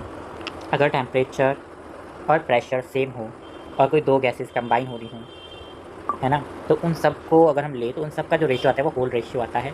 साफ सीधी बात, सारी gases का रेशियो जो होगा वो होल रेशियो होगा, ये कहना चाहता है, साफ सीधी बात है, ज़्यादा क्यों करने की बात है। लाइक हाइड्रोजन क्लोरीन के साथ हाइड्रोक्लोरिक एसिड बनाता है, तो हाइड्रोजन 1, उसकी वॉल्यूम 1, इसकी वॉल्यूम 2, ठीक है, और ये इसकी वैल्यू, तो इन सब की जो वॉल्यूम का रेशियो हो गया वो हो गया 1:2, ठीक मेरे को जरा हो गया 1:2, 1:2, ठीक है, और रिएक्टेंट प्रोडक्ट है सिंपलीफाइड रेशियो, ठीक है। बस इतना ही था और कुछ नहीं था इसमें समझने के लिए गाइस, फालतू में लोग इसे पकड़ ले लेते हैं, ठीक है। और ये लॉ सिर्फ गैसेस के ऊपर ही एप्लीकेबल है, ये याद रखेंगे सभी के सभी, ओनली फॉर गैसेस। अब आते हैं एवोगाड्रो लॉ। एवोगाड्रो, अरे रे चिच्चा जान, इतने बड़े पता नहीं क्या लिखा हुआ है इन्होंने, पता नहीं कुछ नहीं। तो इन्होंने कब दिया था, 1811 में, ठीक है। इस लॉ को ध्यान से सुनेंगे गाइस, इससे क्वेश्चन आते हैं। According to the law equal volume of gases at the same temperature and pressure should contain equal number of molecule. अब तो कुछ तो समझ में आया होगा, इतना बेकार तो नहीं लिखा होगा, कुछ समझ में आया होगा, बाकी कुछ मैं समझा देगा। तो इन्होंने कहा equal volume of all gases under the same condition temperature pressure contain equal number of molecule. तो इन्होंने क्या कहा, इन्होंने कहा कि जो हमारी वॉल्यूम है वो डायरेक्टली प्रोपोर्शनल है नंबर ऑफ मॉलिक्यूल्स के या फिर मोल्स के। जिसको डायरेक्ट को क्वेश्चन नहीं पता, मतलब कि अगर वॉल्यूम बढ़ेगी तो मॉलिक्यूल भी बढ़ेंगे। सेम बात, इतना बड़ा मेरे पास डिब्बा है ना, और मेरे पास अनलिमिटेड पानी है, मेरे पास 10 ग्राम पानी है तो मेरे पास 10 ग्राम आइस बन जाएगी, है ना। और मेरे पास 20 ग्राम पानी हो तो 20 ग्राम आइस बनेगी, 30 ग्राम पानी होगा तो 30 ग्राम आइस बनेगी। बर्फ़ बनानी है ठीक है। अगर मेरे पास 20 ग्राम पानी है, मान लेते हैं 1 लीटर वाटर है तो 1 लीटर बर्फ़ बनेगी, 2 लीटर वाटर है 2 लीटर बर्फ़ बनेगी, है ना। जम जाएगी, जितना पानी होगा उतनी मैं बर्फ़ बना सकता हूँ, जमा सकता हूँ बर्फ़ को, है ना। सेम ये कह रहा है, जितनी वॉल्यूम होगी उतने नंबर ऑफ़ मॉलिक्यूल्स होंगे। बस यही कहता है हमारा Avogadro law. Dalton atomic theory start करते हैं। तो जॉन डाल्टन जी भैया की जो स्टोरी है हमने वो क्लास 9th में पढ़ी हुई है, फिर भी हम एक बार रिकैप करेंगे बहुत मस्त तरीके से, क्योंकि आ तो सकती है भैया, ठीक है। अब तुम्हारा सिलेबस बहुत वाइल्ड हो गया तो सब कुछ पढ़ना पड़ेगा तुम्हें, ठीक है। तो इनका क्या था, इन्होंने एक आइडिया दिया कि एक मैटर होता है जिसको हम और नहीं तोड़ सकते, can not B divide further, जो कि पहले की बात हुई थी, कोई नहीं ना। तो इन्होंने उसका नाम रखा कि एटम मैटर है, मैटर को अगर हम फर्दर डिवाइड करेंगे तो उसमें आएगा एटम, और उस एटम को हम फर्दर डिवाइड नहीं कर सकते, ऐसा इन्होंने कहा जॉन डाल्टन भैया ने, ठीक है। तो एक एटम है, एटम को हम फर्दर डिवाइड नहीं कर सकते, उसका नाम रख दिया इंडिविजुअल, इंडिविजुअल में इनडिवाइडेबल, ठीक है, ये समझ लो, ठीक है। जिसका नाम इन्होंने वैसे तो रखा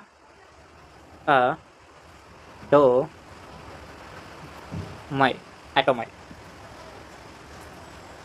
जिसका मीनिंग ही था इनडिवाइजेबल, इनडिवाइडेबल, इसको हम और डिवाइड नहीं कर सकते। और बहुत सारे थ्योरीज आई हैं ना। तो अब इनकी इन्होंने उसके बाद कुछ पॉस्टुलेट दिए मतलब कि कुछ एक्सपेरिमेंट हुए होंगे, उनसे उन्होंने कुछ चीज़ें निकाली, उन्होंने वो दे दी कि क्या क्या उन्होंने बताया, वो देख लेते हैं, ठीक है। इन्होंने कहा matter consist individual particle, matter एक इंडिविजुअल पार्टिकल कंसिस्ट करता है, इनडिवाइडेबल, इंडिविजुअल बोल रहा हूँ मैं, इनडिवाइडेबल पार्टिकल कंसिस्ट करता है, जिसको एटम इन्होंने कह दिया, ठीक है, ठीक है। ऑल एटम हैव, जो कि पहले इनकी बात गलत हो गई थी, ठीक है। ये बात गलत क्यों हुई, क्योंकि हमने पढ़ लिया है कि atom can be divide, atom can be divide, atom can be divide, हम एटम को डिवाइड कर सकते हैं। फिर आता है कि all atom of given element have identical properties including identical mass, atom different element in different mass, different element different mass के होंगे, बाकी सारे आइडेंटिकल जो एटम है, एटम की प्रॉपर्टीज़ है और उनके मास है वो इंक्लूडिंग सेम होंगे, ऐसा उन्होंने कहा आइडेंटिकल होंगे। मतलब इनके का मतलब है जो सेम एटम है, मान लो मैं क्या एग्जाम्पल दूँगा, कार्बन ले लेते हैं, कार्बन 1 12, हम सुना ना कार्बन 12 होता है, कार्बन 1 होता है, ऐसे करके जितने भी एक जैसे हैं कि जिनका कितना भी 1 2 3 4 लगा हुआ हो, है ना, कार्बन 12 तक ही गिनो, उन सबके मास भी सेम होंगे, उनकी प्रॉपर्टी भी सेम होगी, उसकी आइडेंटिकल स्ट्रक्चर भी सेम होगा, उन्होंने ये कह दिया। पर डिफरेंट एलिमेंट डिफरेंट प्रॉपर्टी होंगी, डिफरेंट मास होगा, जैसे कि हाइड्रोजन और ऑक्सीजन, ठीक है। पर हमने देखा है, हमने इसमें पढ़ रखा है, ठीक है। इन्होंने ये नहीं बताया कि isotope, isobar, isotopes, isobar, isomers, इन सब क्या बताना भूल गए, है ना। आइसोटोप्स, आइसोबार्स क्या बताना भूल गए, ठीक है। Compound are formed when atom of different element combine in a fixed ratio. Compound जब फॉर्म होता है जब atom different element, when atom different element के साथ कंबाइन करता है ना फिक्स रेशियो, इन्होंने ये बात बताई। इन्होंने बताया chemical reaction involve reorganization of atom, there are neither create or destroy in a chemical reaction. Rearrangement, इन्होंने ये बात भी सही बताई कि भाई केमिकल रिएक्शन में रीअरेंजमेंट होता है जिसमें एटम नहीं क्रिएट हो सकते ना ही डिस्ट्रॉय हो सकते, ये बस रीअरेंज हो सकते हैं, ठीक है। इधर हम इनकी खास ये होंगे कि 4 पॉस्टुलेट तो तुम्हें अपने मुँह ज़बानी रख लेने हैं, ठीक है, ठीक है। एनसीईआरटी में ये दे रखा है तो ये लिख के आना, ऐसे तो बार बार हाथ की कर रहा हूँ, नहीं पता बोला कर रहा हूँ, ठीक है। Dalton atomic theory could not explain the law of combination, here it can't not explain the law of gaseous law, gaseous law को भी एक्सप्लेन नहीं कर पाई। It's could not provide the reason of combination of atom which is answer where will letter of side. साफ सीधी बात है, या आइसोमर्स आइसोटोप्स के बारे में बता नहीं पाए थे, पार्ट और इंडिविजुअल उसके बारे में बता नहीं पाए थे, केमिकल लॉ ऑफ कॉम्बिनेशन के बारे में समझा नहीं पाए थे, गैसियस लॉ के बारे में समझा नहीं पाए थे, तो ये कुछ नहीं समझा पाए फिर भी हमने पढ़ेंगे, ठीक है, ठीक है, ठीक है। One of other important topics is coming, guys. That will be the atomic mass. What is atomic mass? Atomic mass is the total mass of proton, neutron and electron in an atom. एक atom के अंदर proton, neutron और electron का क्या मास है वो बताएंगे। वैसे हम इलेक्ट्रॉन के मास को गिनते नहीं हैं, क्यों नहीं गिनते, बहुत निगेजिबल होता है वो, ठीक है, इतना उसका कोई खास मास होता नहीं है, तो हम प्रोटॉन और न्यूट्रॉन का ही मास कंसीडर करते हैं, ठीक है। There reverse since electron have a negligible mass compare to the proton, electron, neutron, atom mass in, तो सम ऑफ द, तो देखो भाई एटॉमिक मास रिप्रेजेंट किससे करते हैं, ये देख लो, एटॉमिक मास को हम ए से रिप्रेजेंट करते हैं, ठीक है, ए से रिप्रेजेंट करते हैं। तो जब मैं रखता हूँ इसको थोड़ा सा बड़ा कर लेता हूँ इसको भाई, तो हमारा ए जो कि हमारा atomic mass is equal to, electron आते नहीं है तो न्यूट्रॉन प्लस प्रोटॉन, ठीक है। इट इज़ इंपॉर्टेंट, लिख लो भाई, फॉर्मूले की लिस्ट मांगते रहते हैं, मतलब फॉर्मूले की लास्ट में लिस्ट लाऊंगा क्योंकि इसमें एक फॉर्मूला है, 10,000 फॉर्मूले होंगे इस चैप्टर में, ठीक है, समझ में आ गया। बाकी और भी बहुत सारी टिप्पणियाँ इसमें करना, वो देख लेते हैं।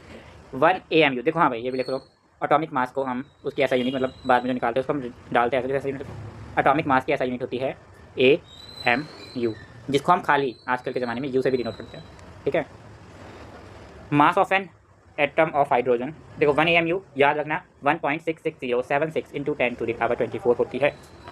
और ये हाइड्रोजन का, ठीक है, हाइड्रोजन का ये है 1.6736 इंटू 10⁻⁻24 ग्राम। तो in the term of AMU the mass hydrogen of, ये हाइड्रोजन का मास ऑफ एटम था। अब हमें इसको AMU मतलब एटॉमिक मास के थ्रू रिप्रेजेंट करना है, तो हम इसको एटॉमिक मास से डिवाइड कर देंगे इसको हाइड्रोजन को। रुको जरा, ऐसा नहीं समझोगे, नहीं समझोगे ना, इधर आओ, इधर देखो। अगर मुझे लेट हाइड्रोजन जो मेरे पास ग्राम में है उसको कन्वर्ट करना है इसमें AMU में, मतलब एटॉमिक मास में, तो मुझे सिंपली क्या करना है, सिंपलीफाइली मुझे जो मेरा AMU है, जो मेरा एक एटॉमिक मास है, और हाइड्रोजन को डिवाइड कर देना है, ठीक है। जिसको डिवाइड करना मतलब हाइड्रोजन को डिवाइड करना पड़ेगा ऊपर और 1 AMU आ जाएगा नीचे, इस तरीके से, ठीक है। इस तरीके से हम निकाल पाएंगे, क्या निकाल पाएंगे, किसी भी हाइड्रोजन का एटॉमिक मास, किसी भी हाइड्रोजन का नहीं, किसी भी एलिमेंट का एटॉमिक मास, ठीक है। यहाँ पर एटॉमिक मास क्या हो गया था, यहाँ पर एटॉमिक मास था 1.0078। बाद में हमने क्या करा, सिग्निफिकेंट फिगर पड़ी है ना, राउंड ऑफ करा तो क्या हो गया 10080 AMU, ठीक है। Simplify the mass of oxygen is 16। The atom would be the, बारिश हो रही थी, पंखा चलाया मैंने, है ना, बारिश बंद हो गई है, नहीं वैसे गर्मी लग रही थी, ठीक है। तो ठीक है, तो इसमें क्या है कि वो एटॉमिक मास क्या होता है हमारा, ये होता है, ठीक है। और हम उसको लेते हैं 16 है, क्यों लेते हैं, कौन बताएगा मुझे, क्यों लेते हैं, बिकॉज ऑफ, हम उसको राउंड ऑफ कर देते हैं, ठीक है, सिंप्लीफाई कैलकुलेशन के लिए, ठीक है। तो जो AMU है वो उसको हम U से भी लिख सकते हैं, रिप्लेस कर सकते हैं, वो था हमारा यूनिफाइड मास, ठीक है। समझ में आ गया, कन्वर्ट कैसे करते हैं ये समझ में आया होगा। हो मैं कराने बैठा तो 5-6 घंटे के लेक्चर हो जाएगा, और कोई मैं करा दूंगा पर 5-6 घंटे का लेक्चर हो जाएगा, इसलिए मैं सिंप्लीफाई वे में आपको फॉर्मूले के टाइप में बता रहा हूँ, ठीक है। इसे तुम्हें एज फॉर्मूला ले सकते हो, एज नोट ले सकते हो, कि अगर तुम्हें याद नहीं रहता बाई चांस तो निकाले कैसे, इस फॉर्म में रिप्रेजेंट करें, मैं करा दूँगा 5-6 घंटे का लेक्चर, कोई देखता भी नहीं था लेक्चर, ठीक है। Calculate the atomic mass, atomic कैसे कैलकुलेट बता दिया मैंने। Proton neutron, each proton and neutron has the mass of ये एक और बहुत ही अच्छी बात आ गई है, अप्रॉक्सीमेटली 1 AMU होता है। तो मैं इधर लिखूँ तो जो हमारा न्यूट्रॉन प्लस प्रोटॉन होता है वो अप्रॉक्सीमेटली 1 AMU होता है, मान के चलते हैं अप्रॉक्स, ठीक है। और एटॉमिक मास यूनिट AMU होती है, अ unit of mass can be express 1 AMU कितना होता है, 1 AMU होता है 1/12 of mass of carbon atom. तो यहाँ पे ये भी लिख देते हैं भाई, सब कुछ देते हैं, 1 AMU is equal to 1/12 mass of carbon atom, ठीक है। मास भी लिख दूँ था, एटम मास स्टैंडर्ड ले लिया यहाँ, हम सारे एटम को कैसे नापेंगे, एक तरफ रख देंगे कार्बन 12 और एक तरफ रख देंगे एटम, नापने का तरीका।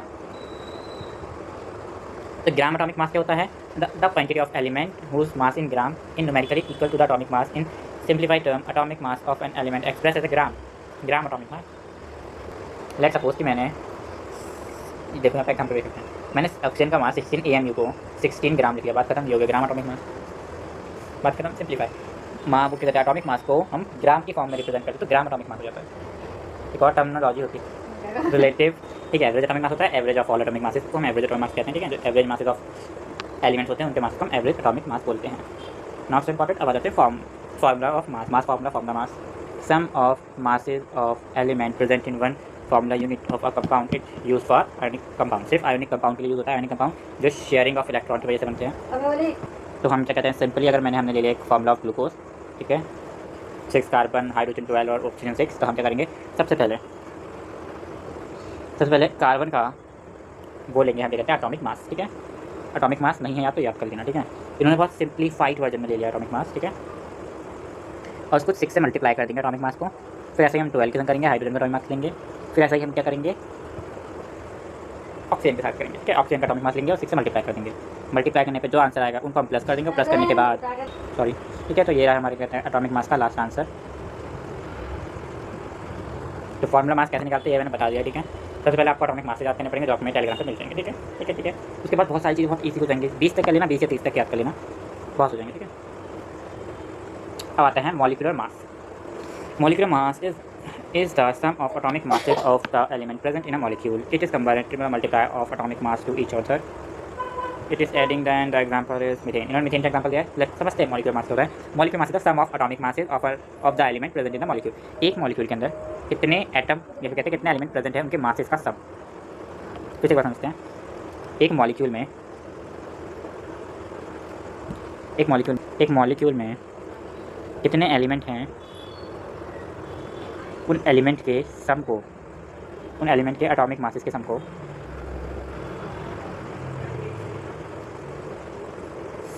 को हम मॉलिक्यूलर फॉर्मूला कहते हैं।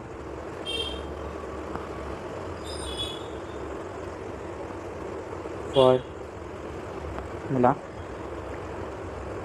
या फिर molecular mass, formula mass, molecular mass कहते हैं।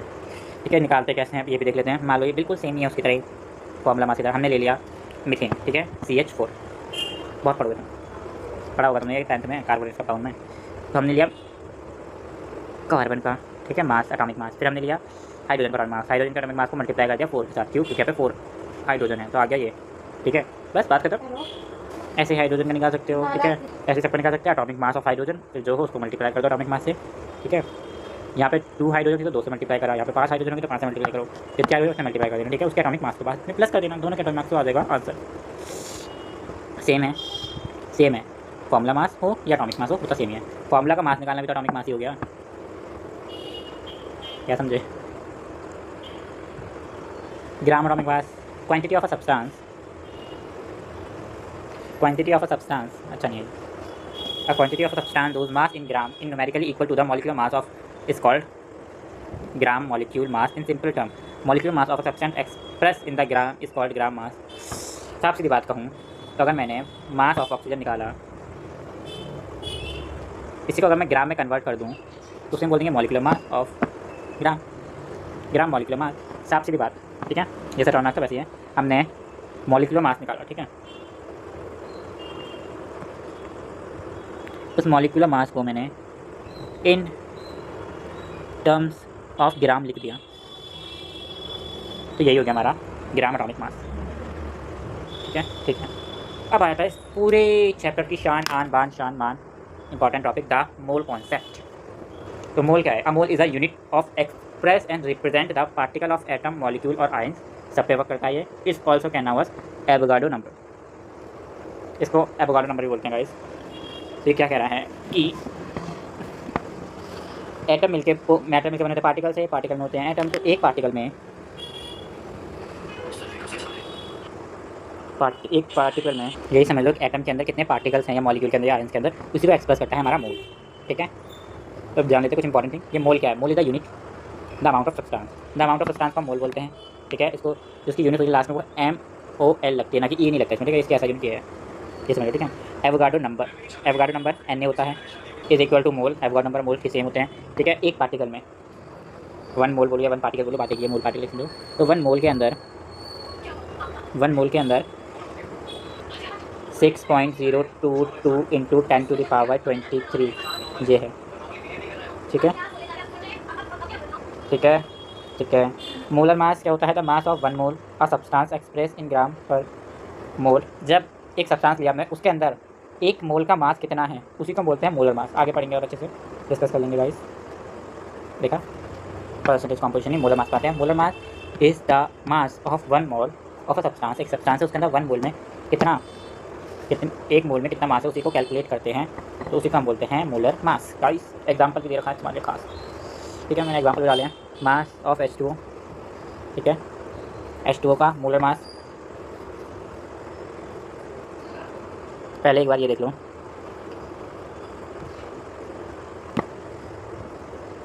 कि हमें H2O का निकालना है, 2 को मल्टीप्लाई करें इससे, फिर हमने लिया है वाटर, तो आगे हमारा ये क्या हमारा, ये तुम कह सकते हो फॉर्मूला मास बोल लो या फिर मॉलिक्यूलर मास बोल लो। ठीक है, तो molar mass and the molecular mass are same, बस लिटिल डिस्टिंक्स हैं उनके बीच में। तो कुछ इंपॉर्टेंट रिलेशनशिप डाल देते हैं, जैसे कि एग्जाम्पल मैंने दे दिया कैसे निकालना है। ठीक है, तो हमारा मॉलिक्यूलर कहाँ गया? मॉलिक्यूलर फॉर्मूला है, उसको हम रिप्रेजेंट करते हैं AMU में। ठीक है, जो हमारा मोलर मास है उसको हम ग्राम बाय मोल में रिप्रेजेंट करते हैं। ठीक है, ये इनके बीच में मेजर डिफरेंस है, कि वरना बच्चों को समझ में नहीं आता। ठीक है, तो कुछ इंपॉर्टेंट रिलेशनशिप देख लो गाइस एक बार। Moles equal to mass upon में molar mass. Molar mass calculate the number of moles from mass and molar mass. तो तुम्हें एक मोल्स निकालना है, इसके अंदर के मोल्स निकालना है। लेट सपोज तुम्हें H2O में से ऑक्सीजन के मोल निकालने हैं। ठीक है, जो कि 16, इसका एटॉमिक मास क्या है? 16 है, और उसके नीचे उसका मॉलिक्यूलर मास लिख दो। मॉलिक्यूलर मास ये अभी निकाला हमने वाटर का 18। ठीक है, अब इनको डिवाइड कर दो। समझा? एक बार ध्यान से सुनो मेरी बात, ध्यान से सुनो मेरी बात। मोल्स निकालने हैं अगर किसी के भी अंदर के, है ना, कि एक एक हाइड्रोजन में कितने मोल्स हैं ये निकालना है, एक ऑक्सीजन में कितने मोल हैं एक सब्सटेंस में। और ऐसे खुले में तो तुम निकाल, खुले में तो वही है जो मास ऐसे करके है ना, पर एक सॉल्यूशन में कितने मोल्स है। अगर मैंने वाटर की बात करी तो वाटर के अंदर ऑक्सीजन के कितने मोल्स हैं, अगर मुझे ये निकालना है तो मैं मोल्स बाय मोलर मास करूँगा, उसको डिवाइड कर देंगे हम, 2 से डिवाइड हो रहा है तो वही 8/9 आ जाएगा। ठीक है, पॉइंट में कुछ आंसर आएगा तो ये जाएगा मोल। ठीक है, बाकी पॉइंट में तुम खुद निकाल लेना, मोल ऐसे कुछ आंसर आ जाएगा। ठीक है, समझ में आएगा मोल कैसे निकालते हैं, मास कैसे निकालते हैं। जो मोल्स निकला उसको मोलर मास से मल्टीप्लाई कर दो, सबका मास आ जाएगा। ठीक है, नंबर ऑफ पार्टिकल की एक के अंदर कितने पार्टिकल हैं तो उसके लिए जो मोल्स निकाला है तुमने उसको एवोगाड्रो नंबर से मल्टीप्लाई कर दो। कितने मल्टीप्लाई कर दो, एवोगाड्रो नंबर से, मोल्स जो भी निकले उसको एवोगाड्रो नंबर से मल्टीप्लाई कर दो। एवोगाड्रो नंबर को हम एवोगाड्रो नंबर भी लिखते हैं। ठीक है, क्या है अभी कुछ टाइम पहले में बताया, 1 मोल इसका 2 6.022 मल्टीप्लाई 10⁻23 ये है। ठीक है, एवोगाड्रो नंबर। ठीक है, समझ में आ गया ये 3 बहुत इंपॉर्टेंट रिलेशनशिप याद होने चाहिए तुम्हारा हो जाना हो तुम्हें। Next will be composition, percentage का कॉम्पोजिशन निकालना क्या होता है ये अब हम सीखते हैं जल्दी से। परसेंटेज कॉम्पोजिशन बहुत सिंपलेस्ट टर्म है, बहुत छोटी सी है, इसका कुछ बड़ा नहीं है। परसेंटेज कॉम्पोजिशन है कि अगर हमें किसी परसेंटेज बाय द मास, इसका मतलब ये कि हम मास के थ्रू परसेंटेज निकालते हैं कि एक एलिमेंट। ठीक है, मैं यहाँ पर समझाने की कोशिश करता हूँ। कोई एक एलिमेंट है, ये भी कहते हैं एक सॉल्यूशन है। ठीक है, एक सॉल्यूशन है H2O का। ठीक है, H2O का एक सोल्यूशन है ना, उसके अंदर हाइड्रोजन की कितनी परसेंटेज है, कितनी परसेंटेज बाय मास है, उसी को निकालना हम बोलते हैं परसेंटेज कॉम्पोजिशन। पूरे एक सोल्यूशन में से हमें निकालना है कि H2O में हाइड्रोजन कितनी परसेंट मास है, हाइड्रोजन का कितनी परसेंटेज में मास निकालते हैं, हम डायरेक्ट मास निकालते हैं, परसेंटेज में मास निकालते हैं। ठीक है, इसका फॉर्मूला देख लो, शॉर्ट फॉर्म में लिख लेता हूँ, percentage composition is equal to mass of element upon में मास ऑफ सॉल्यूशन या फिर molar mass of solution multiply by 100।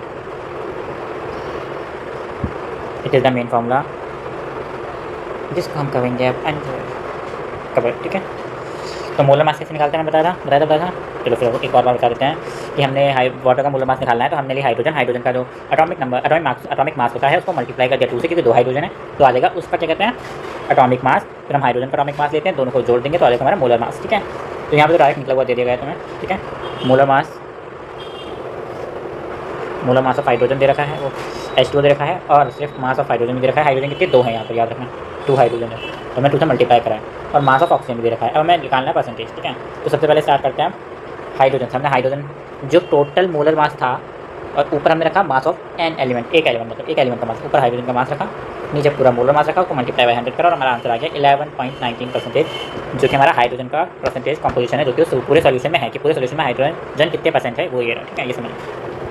ऐसे हमने NaCl का निकाला है, ये रहा आपके लिए एग्जाम्पल प्रैक्टिस के लिए, खुद प्रैक्टिस करके देखना है, ऐसे नहीं आते हैं। एक सेपरेट वीडियो में मैं सारे प्रैक्टिस कराने के लिए लाऊंगा। ठीक है, अब आते हैं इधर। अब 2 तरीके के फॉर्मूले होते हैं, एक होता है एम्पेरिकल फार्मूला और एक होता है हमारा मॉलिक्यूलर फार्मूला। एम्पेरिकल फार्मूला बाद में समझेंगे, पहले मॉलिक्यूलर फार्मूला समझते हैं। Molecular formula the actual number, एक एक्चुअल नंबर मानो, of atom of each element, हर एक एलिमेंट में कितने एटम हैं और मॉलिक्यूल में कितने एलिमेंट हैं, उनका एक fix actual number and total number of atom और मॉलिक्यूल जो रिप्रेजेंट करता है वो मॉलिक्यूलर फार्मूला बताता है कि इसके अंदर कितने एलिमेंट हैं। एग्जाम्पल ले लेते हैं हम।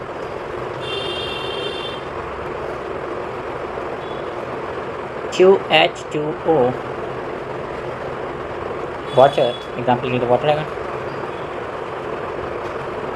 या फिर C6H12O6 ग्लूकोज, जिसको हम स्टार्च की फॉर्म में अपने देखते हैं। ठीक है, तो ये क्या है, सब एग्जाम्पल है मॉलिक्यूलर फार्मूला। अब आता है empirical formula. Empirical formula is the simplest whole number ratio of each atom और element compound represent smallest unit of compound. मतलब कि हम और कंपाउंड को बहुत स्मॉलेस्ट कर देते हैं, बस डेफिनेशन पूछी नहीं जाती, फिर भी अगर आपको याद करनी है तो कर सकते हो, देख लो, समझ लो, आप लिख लोगे। ठीक है, एक सिंपलेस्ट होल नंबर रेशियो में एटम्स को एलिमेंट और कंपाउंड के थ्रू रिप्रेजेंट करना, सिंपल होल रेशियो, तो वो नंबर जो वो होल हो जाए। अब मैं एग्जांपल ही ले लेता हूँ, जो मैंने लिया C6H12O6। अब इसको कन्वर्ट करना है मुझे इसमें एम्पेरिकल फार्मूला में। ठीक है, एम्पेरिकल फार्मूला में इसमें से हमें n निकालना पड़ेगा, n को रिमूव कर दो। n क्या होता है जो कॉमन, इन तीनों के अंदर जो कॉमन है उसे निकालना, 6 इन तीनों में कॉमन है। ठीक है, 6 कॉमन, हमने 6 निकाल लिया तो CH6O ये फार्मूला बन जाएगा। क्या बन जाएगा, ये फार्मूला बन जाएगा। और फिर हम इसको लिखेंगे ब्रैकेट में और मल्टीप्लाई बाय मेरे को जरा यहाँ पे 2 आएगा गाइस, C6H2O। थोड़ी सी मिस्टेक हो गई, मैं अपनी मिस्टेक मानता हूँ गाइस, ठीक है। तो CH2O ये जो होगा आप बताइए, होगा मैंने 6 कॉमन ले लिया हर जगह से, मतलब कि इस पूरे को मैंने 6 से डिवाइड कर दिया, मतलब ये समझो 6 एकम 6, 6 दूनी 12, 6 एकम 6, 6 ये करके बचा 2, एक एक को हम लिखते नहीं है, बेशक एक एक होते हैं पर हम लिखते नहीं उस एक को, तो बच्चा क्या यहाँ पर 2 बचा, तो हमने यहाँ पे 2 लिख दिया और बाद में हमने लास्ट में लिख दिया 6, ताकि ये 6 क्या है, अभी 6 इससे मल्टीप्लाई करेगा, इससे मल्टीप्लाई करेगा, इससे मल्टीप्लाई करेगा, तो बाद में अगर हम इसको मल्टीप्लाई कराएं, इससे 1 से मल्टीप्लाई करें तो C6, 2 से मल्टीप्लाई करा तो 12, 4 से मल्टीप्लाई करा तो 6, देखिए वहाँ पे, तो वापस यही फॉर्मूला आ जाएगा रिटर्न। समझ में आया?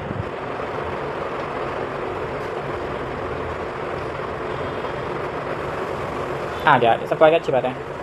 इधर देखें, देखो थोड़ा सा relation between empirical formula and molecular formula. Empirical formula simple whole number ratio होता है एटम्स का, मॉलिक्यूलर फार्मूला एक्चुअल नंबर होता है। इनके बीच का रिलेशनशिप क्या है? इनके बीच का रिलेशनशिप है मॉलिक्यूलर फार्मूला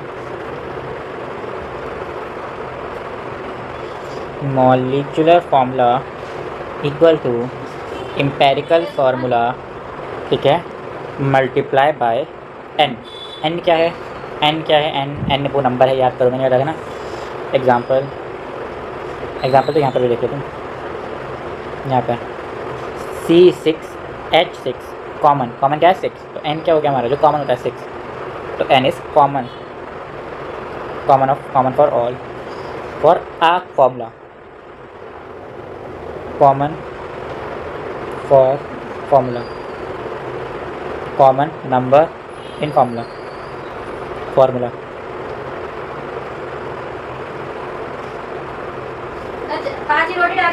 तो इट इज इम्पॉर्टेंट गाइस, एक मिनट को,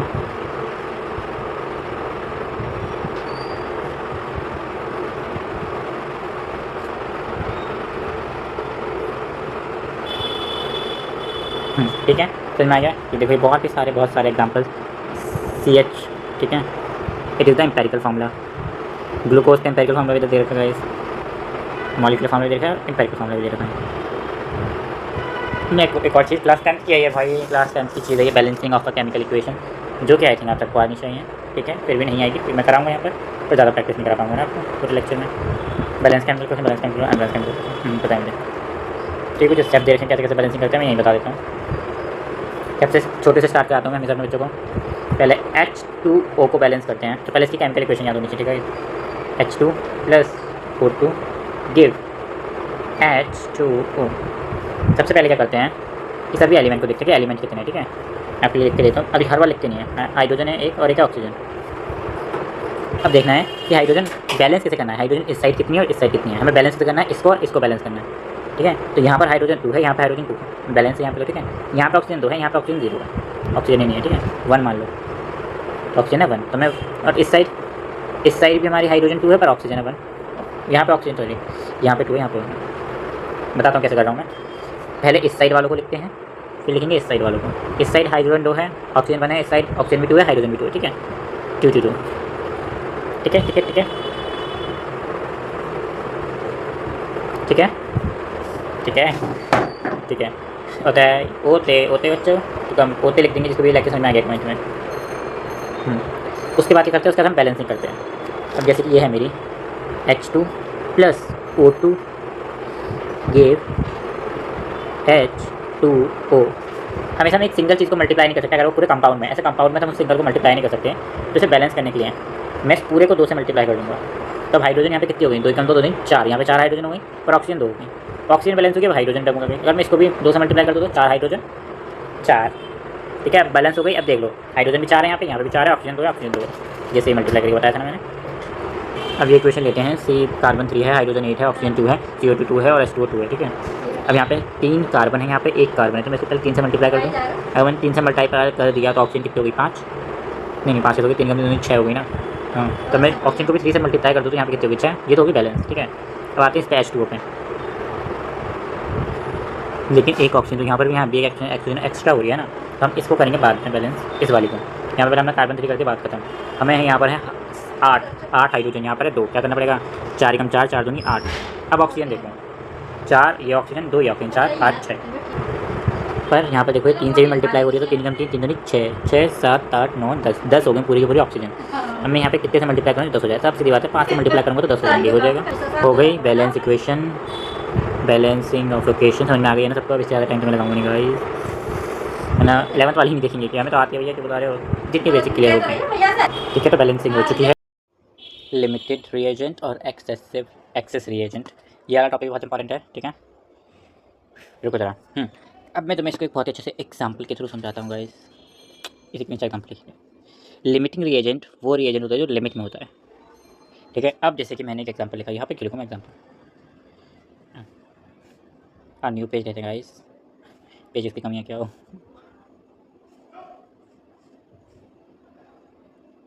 जैसे कि मैंने यहाँ पे फॉर एग्जाम्पल लिखा है। ठीक है, कि मेरे पास अगर मुझे वाटर बनाना है, लेट्स सपोज कि मुझे बनाना है वाटर। ठीक है, और वाटर बनाने के लिए मुझे चाहिए होगा 2 एटम ऑफ हाइड्रोजन और 1 एटम ऑफ ऑक्सीजन। ठीक है ठीक है ठीक है ठीक है। अब मैंने ले लिया अब मैंने ले लिया, ठीक है, कि मैंने ले लिया 1 हाइड्रोजन का एटम। ठीक है, और उसी को रिएक्ट करवा दिया मैंने 2 ऑक्सीजन के एटम के साथ। तो क्या वाटर बनेगा? तो वाटर की फॉर्मेशन नहीं होगी, नॉट फॉर्म, वाटर की फॉर्मेशन नहीं होगी। क्यों नहीं होगी वाटर की फॉर्मेशन, क्यों नहीं होगी? या फिर 2 हटाओ ना, खाली तुम्हें सिंपल सा एक समझाने के लिए सिर्फ बोल लेते हैं कि मैंने सिर्फ हाइड्रोजन को मैंने ऑक्सीजन से रिएक्ट करवा दिया। ठीक है, तुम्हारी ईजियर कैलकुलेशन के, ताकि तुम्हें समझ में आए। ठीक है, अब क्यों नहीं हो रही बताओ? क्योंकि हाइड्रोजन को बनने के लिए हमें चाहिए होता है 2 मॉलिक्यूल। ठीक है, या फिर 2 एटम, 2 एटम ऑफ हाइड्रोजन चाहिए होते हैं, पर यहाँ पर 1 है। ठीक है, तो मान लेते हैं अब मैं क्या करता हूँ 2, इसलिए हमारे पास ज़्यादा है। अगर हमारे पास यहाँ पर 2 की जगह 4 एटम होते तो हमारे पास 2 वाटर के मॉलिक्यूल बन जाते, 2 वाटर के मॉलिक्यूल बन जाते हैं। पर यहाँ पे हमारे पास सिर्फ 1 एटम था, हमें 4 एटम चाहिए थे, 1 एटम था। तो ये क्या हो गया? लिमिट में है, ये लिमिट में करने नहीं दे रहा, लिमिट में अपनी लिमिट के अंदर रह रहा है। नहीं समझ में आया? एक और एग्जाम्पल लेते हैं, एक और अच्छा एग्जाम्पल लेते हैं। मान लो मैंने ये लिया हाइड्रोजन प्लस यहाँ पे मैंने ले लिया ऑक्सीजन, जो कि मेरे पास 4। अब मैंने कर देंगे रिएक्शन, क्या बना? H2O बन गया H2O। कितनी ऑक्सीजन बच गई? 3 ऑक्सीजन के एटम बच गए। ठीक है, 3 ऑक्सीजन के एटम बच गए, 2 हाइड्रोजन के एटम और 4 ऑक्सीजन के एटम। तो 3 ऑक्सीजन के एटम बच गए। क्यों बच गए? क्योंकि वो एक्सेस में थे, बहुत ज़्यादा थे वो, है ना। या फिर मैं ये बोलूँ कि हम बनाने को तो 4 वाटर के मॉलिक्यूल बना सकते थे हम, 4 वाटर के मॉलिक्यूल, पर हमने 1 ही वाटर का मॉलिक्यूल क्यों बनाया? क्योंकि हमारे पास हाइड्रोजन कम थी, हमारे पास हाइड्रोजन की लैक ऑफ हाइड्रोजन। ठीक है, हमारे पास हाइड्रोजन कम थी। ठीक है, समझ में आ रहा है? हाइड्रोजन कम थी, वैसे हम 3 हाइड्रोजन के एटम नहीं बना पाए। That will be the hydrogen will be the limiting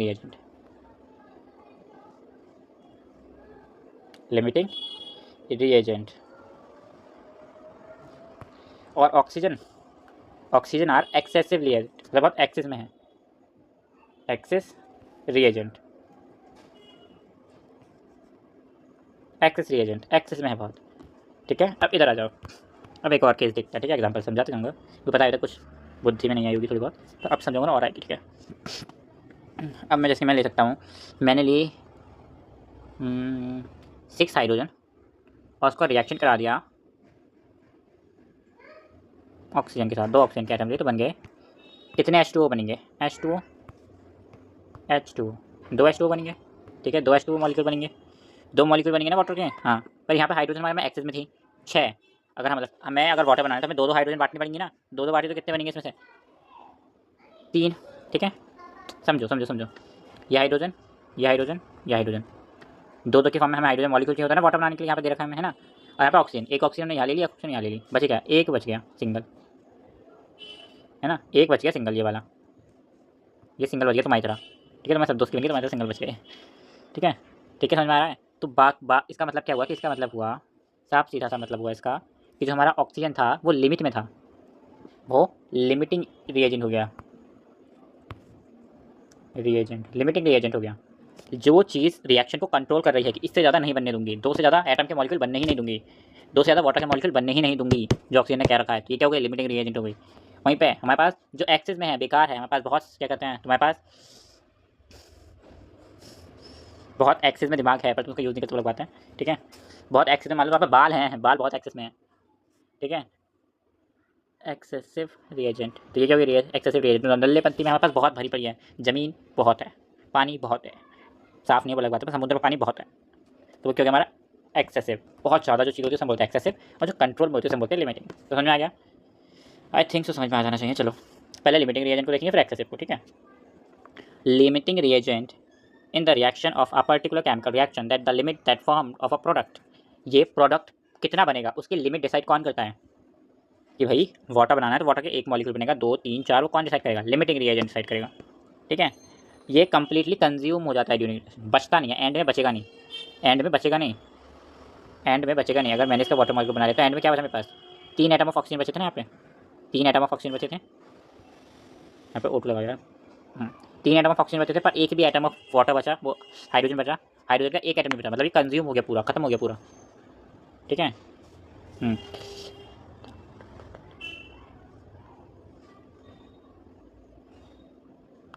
और इसी की वजह से प्रोडक्ट जो आता है, प्रोडक्ट का अमाउंट लिमिट में आता है, लिमिटिंग रिएजेंट जितना उतनी ही लिमिट में प्रोडक्ट, ठीक है। अब आते हैं इधर, अब आता है एक्सेसिव के बाद, यहाँ पर एक्सेसिव होता है, ठीक है, बहुत एक्सेस में होता है, बहुत ज़्यादा होता है हमारे पास प्रेजेंट होता है, ये कंप्लीटली कंज्यूम नहीं होता, बच जाता है, इसका कोई इफेक्ट नहीं पड़ता कि प्रोडक्ट कितना बचेगा बनेगा, क्योंकि इफेक्ट से पड़ता है लिमिटिंग रिएजेंट से कि कितना प्रोडक्ट बनेगा, ये चाहे 1000 किलो आ जाए बनेगा उतना ही जितना कि हमारा लिमिटिंग रिएजेंट चाहेगा, ठीक है। स्टोइचियोमेट्री बहुत इंपॉर्टेंट टॉपिक, बहुत ही important topic. Stoichiometry the branch of chemistry, chemistry की एक ब्रांच है, ठीक है, जो किससे डील करती है, जो डील करती है कैलकुलेशन से और क्वांटिटीज से रिएक्टेंट प्रोडक्ट की। एक केमिकल रिएक्शन में कैसे करके कितनी अमाउंट में ये लिया, कितने अमाउंट में वो लिया, अगर हम उसको उससे मल्टीप्लाई करेंगे तो क्या आएगा, इसके न्यूमेरिकल कैसे सॉल्व करेंगे, इसे करेंगे तो क्या आएगा, उस सबसे डील कौन करता है, स्टोइचियोमेट्री, स्टोइचियोमेट्री, ठीक है। अब कुछ फॉर्मूले देख लेते हैं। पहला फॉर्मूला है मोल रेशियो का, मोल रेशियो होता है मोल्स ऑफ रिएक्टेंट अपॉन में मोल्स ऑफ प्रोडक्ट। अगर हमारे पास कितने मोल है उसका रेशियो निकालना है हमें, मोल रेशियो, मोल रेशियो का फॉर्मूला है हमारे पास मोल ऑफ रिएक्टेंट, ऊपर आएगा मोल ऑफ रिएक्टेंट, नीचे आएगा मोल ऑफ प्रोडक्ट, प्रोडक्ट,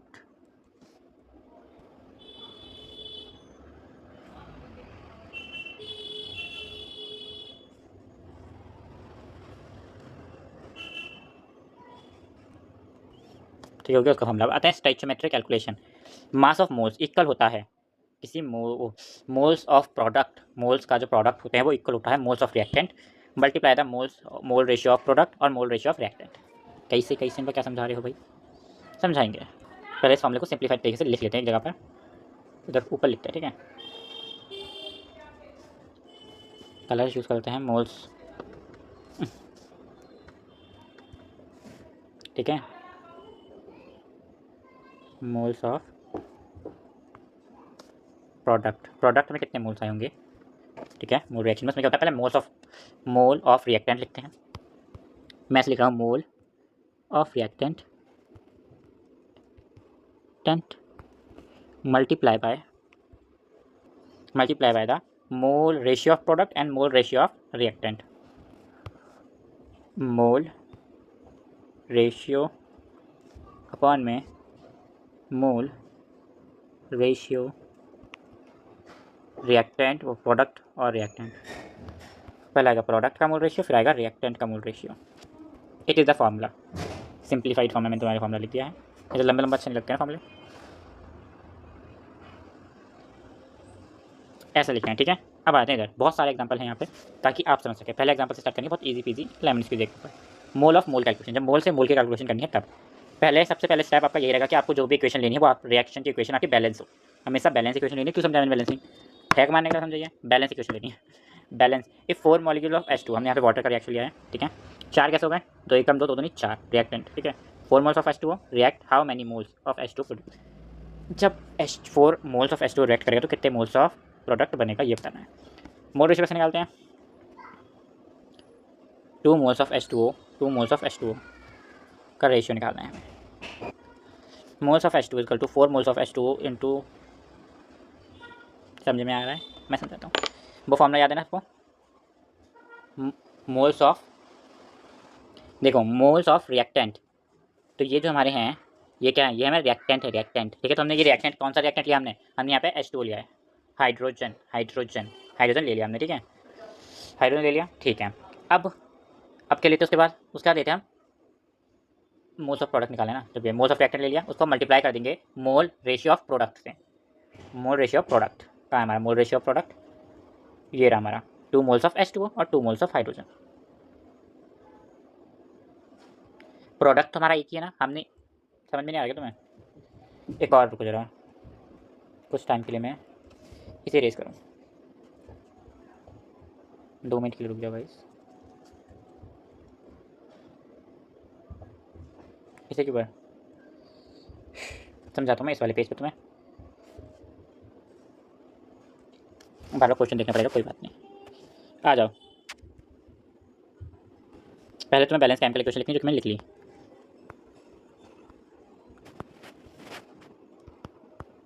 जब H2, ठीक है। अब हमें वो फॉर्मूला देखना है, ठीक है।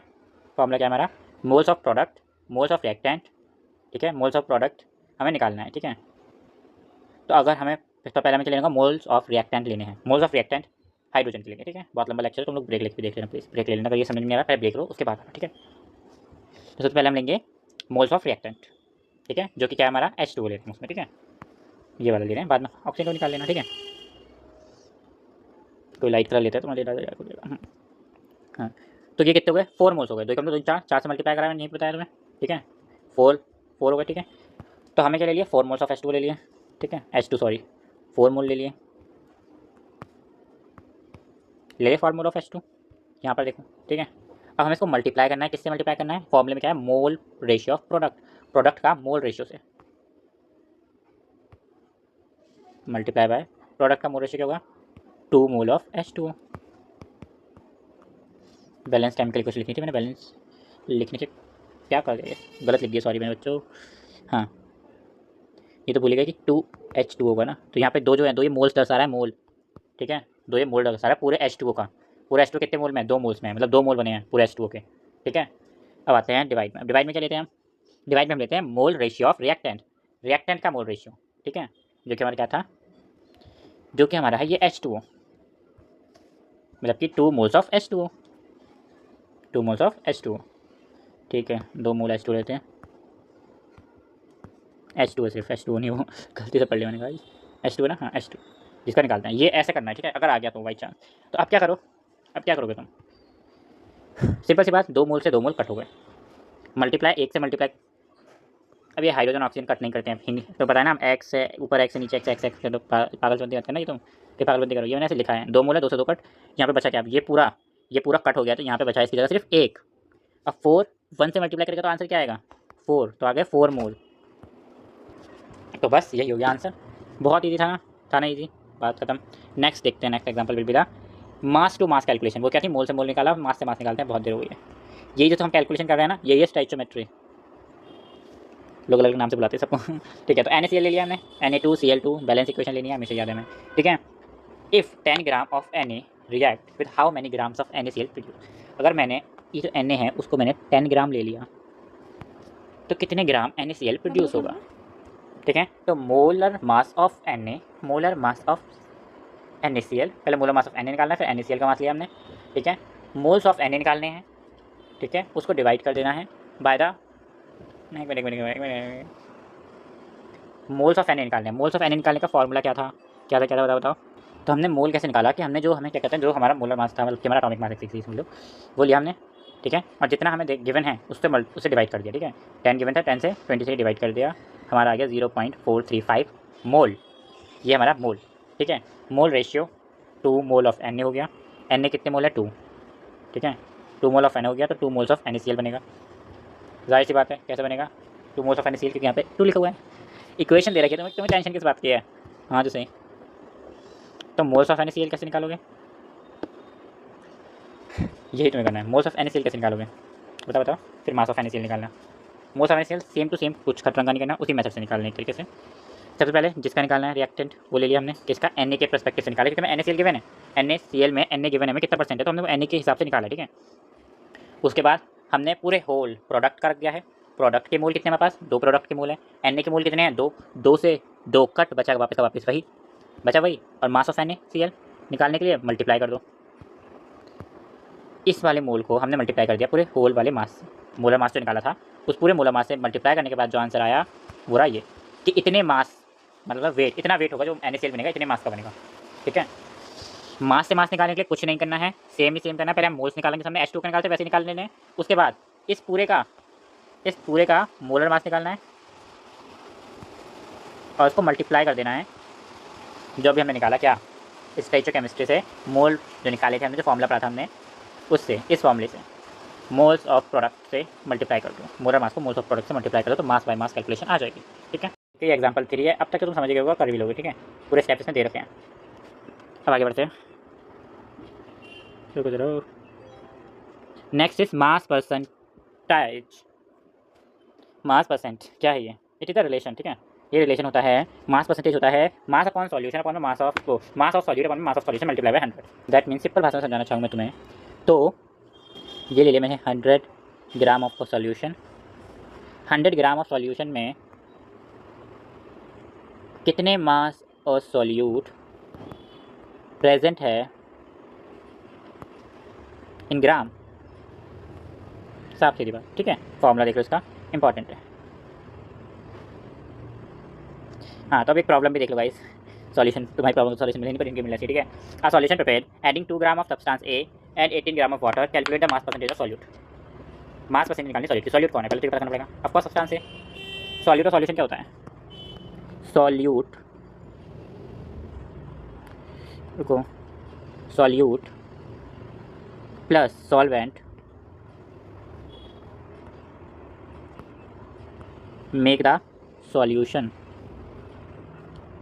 सॉल्यूट प्लस सॉल्वेंट सॉल्यूशन बनाते हैं। ठीक है, इन सबको पहले अलग अलग सेपरेट करूँ मैं, तो मेरे को कन्फ्यूजन ना हो भाई।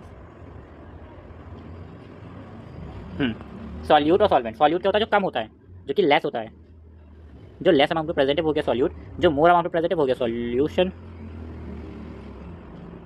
वो गया सॉल्वेंट। इन सॉल्यूट और सॉल्वेंट को मिला के बनता है सॉल्यूशन। ठीक है, जैसे कि नमक का पानी, नमक और पानी मिला दिया, पानी क्या होगा, पानी ज़्यादा है तो वो क्या होगा, सॉल्वेंट होगा, और नमक कम है तो मतलब वो सॉल्यूट होगा। ठीक है, तो कम चीज़ होती है हम सॉल्यूट बोलते हैं, ये समझ लो।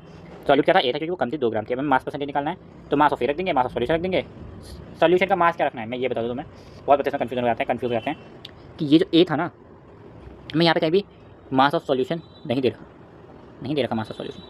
मास ऑफ सॉल्यूशन होगा 18 वाटर, ये क्या होगा सॉल्वेंट, 2 ग्राम क्या हो गया सॉल्यूट, तो 2 ग्राम प्लस 18 ग्राम ये होगा सॉल्यूशन का मास। तो क्या हो गया 18, 19, 20, तो 20 डिवाइड बाई 2 और मल्टीप्लाई बाई 100 तो आएगा 10% सॉल्वेंट। ठीक है, समझ में आ गया। इससे तुम क्या निकाल सकते हो, सॉल्यूशन का भी वो निकाल सकते हो परसेंटेज, वो सॉल्वेंट का भी परसेंटेज निकाल सकते हो। ठीक है, मोल फ्रैक्शन आ जाते हैं इस पर। It is the ratio of a number of moles of n particular compound to the total number of mole of a solution. If a solution A dissolved in solution B, they are the number of moles A and B respectively, then the mole fraction given. Mole fraction ज़्यादा कुछ नहीं है, घबराहट कुछ नहीं है। It is the ratio of numbers of mole in a particular compound. एक particular compound के अंदर कितने नंबर्स ऑफ मोल्स हैं वही होता है हमारा मोल फ्रैक्शन एक तरीके से। ठीक है, मोल फ्रैक्शन में ज़्यादा कुछ नहीं होता, मतलब कि रेशियो एक तरीके से रेशियो होता है एक कंपाउंड के अंदर, वो क्या कहते हैं, एक कंपोनेंट के अंदर कितने मोल्स है, पूरे सॉल्यूशन के अंदर कितने मोल है। अब यहाँ पर देख लेते हैं इसका फार्मूला। तो मोल फ्रैक्शन ऑफ ए हमने यहाँ पे रेस्पेक्टिवली 2 माने। ठीक है, मोल फ्रैक्शन ऑफ सब्सटेंस ए और सब्सटेंस बी। ठीक है, जिसमें हम क्या कहते हैं, सब्सटेंस ए डिवॉल्व इन सब्सटेंस बी, जो डिजॉल्व हो रहा है वो होगा सॉल्यूट, जो डिजॉल्व कर रहा है वो होगा सॉल्वेंट। ठीक है, ये भी याद रखना। तो जो कम मात्रा में है वो है हमारा ए, और जो ज़्यादा मात्रा में वो बी। ठीक है, नंबर ऑफ मोल्स ऑफ ए का हमने नंबर ऑफ मोल्स लिए जितने हैं, और बाद में पूरे सॉल्यूशन के मोल लिए, that is the mole fraction. ठीक है, और ये देखो सही तो लिखा है, मैं समझाने की कोशिश करता हूँ। क्वेश्चन है हमारे पास, ठीक है, ये क्वेश्चन हमारे पास, हमारे पास 2 सब्सटेंस हैं, substance A and substance B, और जो हमारा ए है वो डिज़ोल्व हो जाता है। ठीक है, कहाँ गया, एल लगाना भूल गया, तो मुझे निकल पड़ने कम नहीं है। ठीक है, dissolve in B, substance B में डिज़ोल्व हो जाता है। सब्सटेंस ए सब्सटेंस बी के अंदर डिज़ोल्व हो जाता है, मतलब सब्सटेंस ए क्या है, सॉल्यूट है। मान लो नमक बी के पानी के अंदर, एग्जांपल लेट करा करो भाई, लेट एग्जांपल सोचा करो कि अगर ए बी में डिज़ोल्व हो रहा है, मान लो ए नमक है तो वो बी पानी हुआ, पानी के अंदर डिज़ोल्व हो गया। ठीक है, लेट करा करो, हो गया, तो उसका फॉर्मूला क्या बनेगा, वही फॉर्मूला सेम। ठीक है, मोल फ्रैक्शन निकालना है तो मोल फ्रैक्शन का फॉर्मूला, मोल फ्रैक्शन वैसे मोल फ्रैक्शन को पता है किससे डिनोट करते हैं? एक्स से। Is equal to mole of, अभी तुम्हारे पर डिपेंड करता है कि तुम एक्स निकाल किसका रहे हो, ठीक है। तुम मतलब मोल फ्रैक्शन निकालना किसका है, सॉल्यूट या सॉल्वेंट का। अब मैं मान लो पहले निकालते हैं सॉल्यूट का या सॉल्वेंट का निकालें, सॉल्यूट का निकाल लेते हैं, ठीक है। सॉल्यूट का निकालना है, ठीक है। तो मोल्स ऑफ सॉल्यूट लिखना है पहले, मतलब A, moles of A upon में मोल्स ऑफ, अभी रुको जरा फिर से लिखो, मोल्स ऑफ ए अपॉन में moles of A B both, ये होगा मतलब कि number of mole present in a solution. तो हमने ए को क्या माना था? ए को हमने माना था सॉल्यूट और बी को हमने माना था सॉल्वेंट,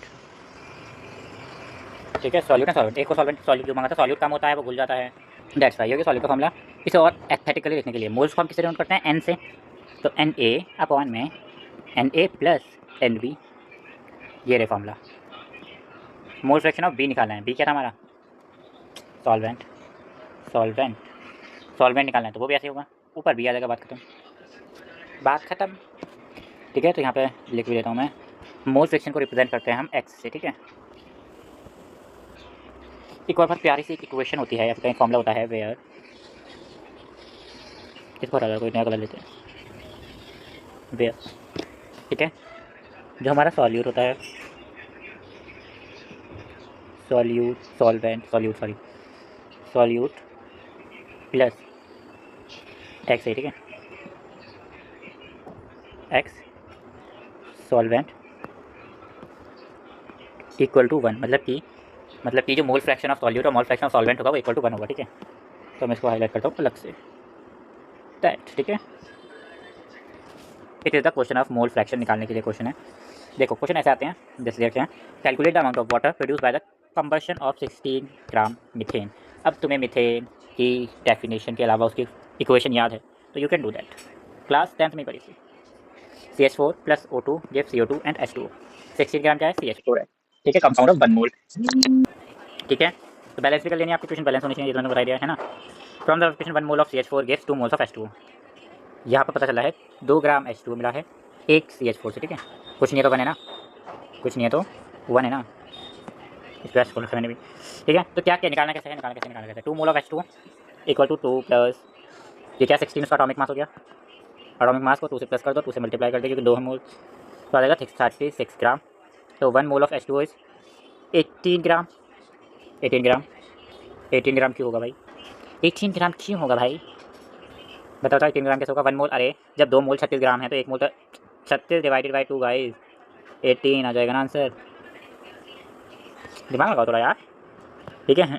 तो 18 ग्राम आ गया, क्या है 1 मोल ऑफ H2O है, ठीक है, इक्वल टू 1, इक्वल 1 मोल है तो 1 ही होगा ना। तो 2 मोल ऑफ H2O, ये अगर 1 मोल था तो हमें 2 से इसकी मल्टीप्लिकेशन करनी है, ठीक है। ये क्या है, तो 1 मोल है, 1 मोल से अगर कुछ डिवाइड होगा तो 1 ही है, वो सेम आंसर आ जाएगा, ठीक है। तो मैंने यहाँ से 2 से मल्टीप्लाई कर दिया 18 को, तो आगे 36 ग्राम ऑफ H2O, तो कितना वाटर बना? 36 ग्राम वाटर बना, 36 ग्राम वाटर बना 16 ग्राम मीथेन के कंबर्शन से। हमें क्या दे रखा था? मीथेन दे रखा था, हमने दे देकर क्या आगे बढ़े, हमने वाटर लिया, ठीक है, ठीक है। वाटर में हमने क्या लिया? ऑक्सीजन लिया, ऑक्सीजन को मल्टीप्लाई करा, ऑक्सीजन का एटॉमिक मास लिया, H2O लिया, उसका मास निकाला सबसे पहले पूरे H2O का 36 ग्राम, फिर हमने प्रूफ करा कि 1 H2O अगर 18 ग्राम है तो हमको 2 से मल्टीप्लाई करेंगे तो 2 H2O इतना होगा, ठीक है, बस बात है। अभी भैया एग्जाम्पल ले ना, ये भी आप देख लेना, ठीक है। अब आगे बढ़ते हैं, मोलैरिटी और molarity.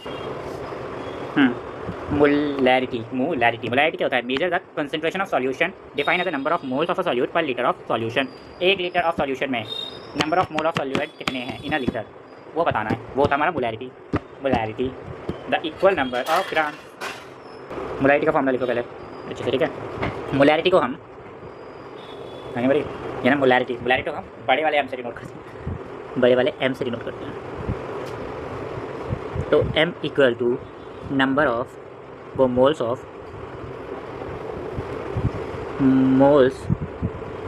Solute litres of solution, ठीक है, इन लीटर, ठीक है, लीटर लिखा है मैंने, लीटर में लेना है। तो n/b नंबर ऑफ मोल्स को हमने m से डिनोट कर दिया, वॉल्यूम को हमने v से, ठीक है। तो ये हो गया शॉर्ट में, शॉर्ट में शॉर्टकट मारता है। जाओ पहले प्रॉब्लम देखो। प्रॉब्लम तो मोलैरिटी क्या है? Molarity of NaOH is the solution prepared with the resolve the 4 gram of enough water in the 2 ml of solution. 4 ग्राम और 2 ml। ओके, दे रखा है, साफ सीधी बात है। ठीक है, अब आगे बढ़ते। पहले फॉर्मूला लिख लिया पहले फॉर्मूला लिख लिया। अब हमें मास ऑफ NaOH या molar mass of NaOH given है नहीं, तो निकालना पड़ेगा ना वीडियो। मोल्स के लिए तो करना पड़ेगा ना यार, मोल्स निकालने के लिए निकालना पड़ेगा। तो मोलर मास निकाला हमने NaOH का, ठीक है। अब यहाँ पर देखो, यहाँ पर 250 ml में दे रखा था, हमने इसको लीटर में कन्वर्ट कर लिया, ठीक है। तो यहाँ पर ये मैं सोचा कि यहाँ पर पॉइंट के साइज को हमने लीटर में कन्वर्ट कर लिया है। मास ऑफ NaOH या फिर मोलर मास ऑफ NaOH आपसे किया वो लिया, ठीक है, जो कि था 40 और उसको मल्टीप्लाई कर दिया 4 से डिवाइड कर दिया। सॉरी, बताया था ना मोल्स कैसे निकालते हैं, ठीक है। बताया था ना, सॉल्यूट हो तो सॉल्यूट ऊपर रखते हैं, पूरे मास से उसको डिवाइड कर देते हैं। भूल गए हो तो ये रहा मास अपॉन में मोलर मास, ठीक है। तो ये निकल गया इसके मोल्स 0.1, बाद में इनको डिवाइड करा तो हमारा आंसर आ गया 0.4 mole. Molarity, sorry 0.4 molarity. Moles ऊपर था ना, मोलैरिटी एम से बस समझ में आ गया। ठीक है, समझ में आ गया ना, बात खत्म। कैसे निकालते पता चल गया ना। अगर मैंने दे रखा कि क्या रिजॉल्व हुआ कितने में, हमें दे रखा है सॉल्यूट और सॉल्वेंट दे रखा हो, तो सबसे पहले देखते हैं लीटर, मिलीलीटर में तो लीटर में कन्वर्ट करो, ठीक है। उसके बाद क्या करते हैं, मास और मोलर मास को डिवाइड करके उसका मोल्स निकालो, मोल्स निकाल के लीटर वाइज डिवाइड करके आंसर आ जाएगा। स्टेप्स याद रखा करो। कैलकुलेट मोलैरिटी 2 मोल्स, ये तुम्हारे होमवर्क हो गया। 2 moles of solute are dissolve in 4 litre of solution, the molarity would be 0.5 molarity 2 moles upon में 4 लीटर। आंसर भी इसी में है 2/4, 2 एकम 2, 2 दूनी 4, 1.2 को डिवाइड करोगे तो ये आंसर आएगा 0.5 में लिखा है। एक बार चेक भी कर लेना, ठीक है। चलो आगे बढ़ते हैं। अब आता है मोलैरिटी। बहुत ही कंसाइज वे में, इतने छोटे में देखो ना, इतने पैराग्राफ दे रखा है बड़ी NCERT में, NCERT NCERT में इतने छोटे वे में तुम्हें ना NCERT निपटा रखा है। हाँ जी भाई, इतने छोटे वे में निपटा रखा है, पर मैं तुम्हें थोड़ा अच्छे से समझा रहा हूँ, ठीक है। टाइम बस लेना, मुझे पता है, ठीक है। अब वैसे ही खत्म होने वाला है गाइस हमारा चैप्टर जल्दी। It is defined as the number of moles of a substance present in 1 kilo of substance वो solvent, it denoted by small m। वो बढ़ गया 3 मोल था, स्मॉल m। क्या समझ में आया? Define as the number of moles in a solute present in 1 kg solvent. 1 kg solvent में कितने नंबर ऑफ मोल्स प्रेजेंट हैं? नंबर लिखो ना, number of moles present in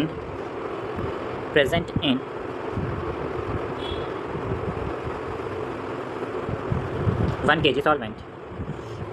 moles of solute, अरे गलत लिखा, number of moles of solute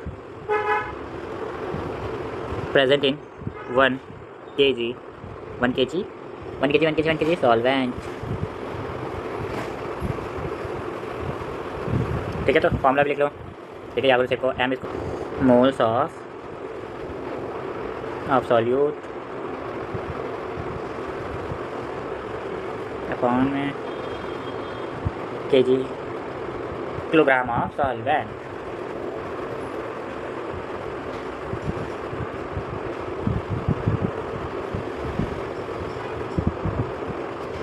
that's. अब फिर से एक प्रॉब्लम करते हैं। अब हमें मोलैरिटी फाइंड करनी है। Density of a 3 ml of solution NaCl in 1.27 gram ml। Calculate the molarity of the solution, ठीक है। तो mass of NaCl in 1 litre, पहले वो निकालेंगे। पहले हमने निकाला मास ऑफ NaCl 1 लीटर में, 1 लीटर में, और फिर जो हमें ये दे रखा था ना ग्राम मीटर लीटर, जो इतनी अटपटी सी चीज़ दे रखी थी, हमने उसको कन्वर्ट कर दिया किसमें? ग्राम के अंदर। लीटर में नहीं चलेगा हमारे में, ग्राम लेना है मोलैरिटी निकालने के लिए, हमने ग्राम में कन्वर्ट कर दिया, 1000 से मल्टीप्लाई करते हैं, ठीक है। तो mass of water of solution is that will be,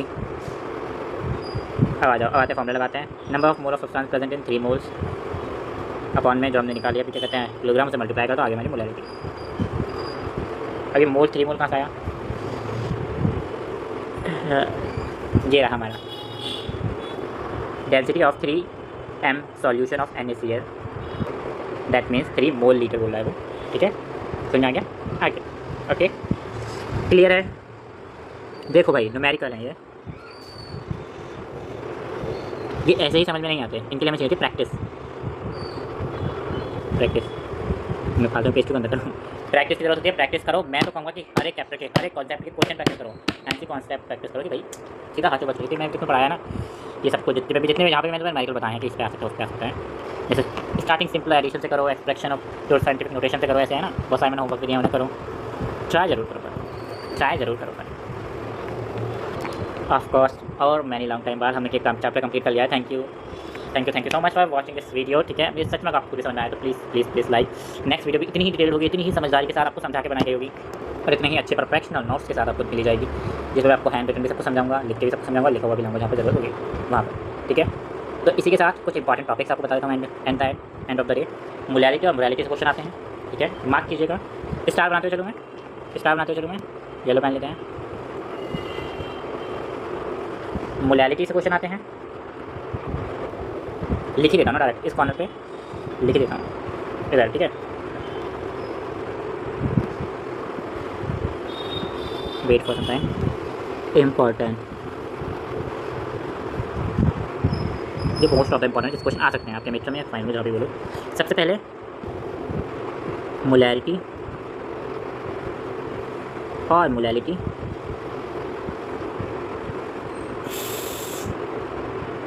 second empirical formula,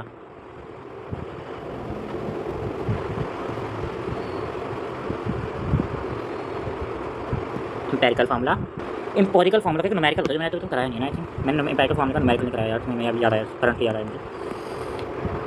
ठीक है, जैसे लिख जा रहा हूँ एम्पिरिकल फार्मूला कहाँ पे था, यहाँ पे था, तो इसी बात पे करा देते हैं। ठीक है, न्यूमेरिकल कराने के बाद ही जाना यार, तो मुझे अच्छा लगेगा। मैंने एक चीज़ छोड़ी तुम्हारे लिए। ठीक है, तो उसमें हमें एक टेबल बनानी होती है गाइस, इसे करने के लिए हमें टेबल बनानी पड़ती है। ठीक है, क्वेश्चन में हम चलेंगे empirical formula, favourite question C6H12O6, इसे एम्पिरिकल फार्मूला में कन्वर्ट करना है ना। तो कैसे कन्वर्ट करेंगे, हम कैसे सोचेंगे एम्पिरिकल फार्मूला में। ठीक है, उसके लिए एक टेबल होती है। ठीक है, सबसे पहले नेम ऑफ एलिमेंट, ठीक है। सेकेंडली एटॉमिक मास, ठीक है। फिर आता है हमारे पास x परसेंटेज अपॉन में एटॉमिक मास, और उसके बाद हमारे पास आता है सिंपल रेशियो। वैसे इतना कुछ करने की जरूरत है नहीं फिर भी। ठीक है, तो हमने यहाँ पे कौन कौन सा पास है, CHO, ये हमारे पास ग्लूकोज के अंदर है ना, देख लो। हाँ, अब इनके एटॉमिक मास किसको याद रखा है, 12। हाइड्रोजन का 1 होता है, सबको पता हुआ। हाइड्रोजन को हाइड्रोजन भी याद होगा 1, और ऑक्सीजन का भी सबको याद होना चाहिए 16। अब एक्स क्या है, इसमें एक्स होता है इनका परसेंटेज, एक तरीके से क्या कहते हैं, सिंपलेस्ट मोल हेलो तरीके से कुछ भी करो। ठीक है, सुनो, इसमें क्या कहते हैं, इसके परसेंटेज टाइप्स को कन्वर्ट करते हैं। सॉरी गाइस, परसेंटेज के कॉलम मैंने बीच बनाया नहीं गाइस। एलिमेंट शॉर्ट में छोड़ो, एटॉमिक मास शॉर्ट में छोड़ो, बिकॉज परसेंटेज, इनकी परसेंटेज गिवन होती है क्वेश्चन में। लेट्स मैं गिवन कर देता हूँ, तो मैं सिटी मारे बस, तो देख लो कोई 40% ऑफ कार्बन कर देते हैं। ठीक है, 67% ऑफ हाइड्रोजन, 53.33 कुछ कर देते हैं ऑक्सीजन। ये परसेंट आई है। ठीक है, यहाँ पे लिख देता हूँ मैं 40, 667 एंड 5333, ये हो गए। ठीक है, आपको निकालना समझेगा, मैं एक्स निकालना कैसे निकालेंगे भाई। परसेंटेज पहले 40 थी, एटॉमिक मास किसका इतना, इनका है 12। ठीक है, तो ऐसे करके डिवाइड करके क्या आंसर आएगा,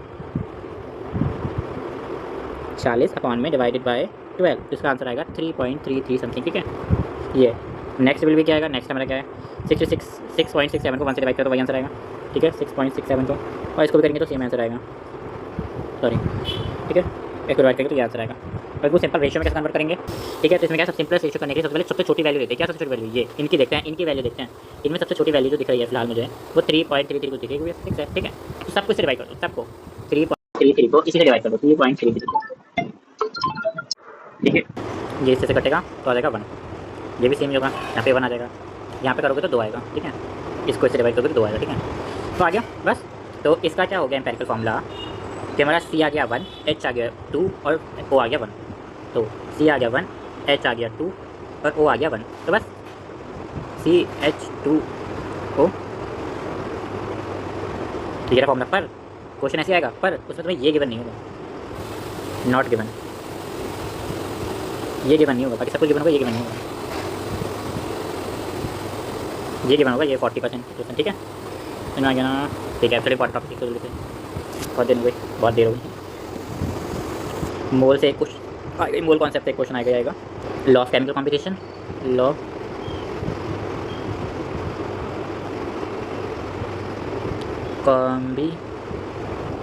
combination, law of chemical combination. और ज़्यादा लगता है मुझे स्टोइकियोमेट्री से भी क्वेश्चन आएगा, स्टोइकियोमेट्री और लिमिटिंग रिएजेंट।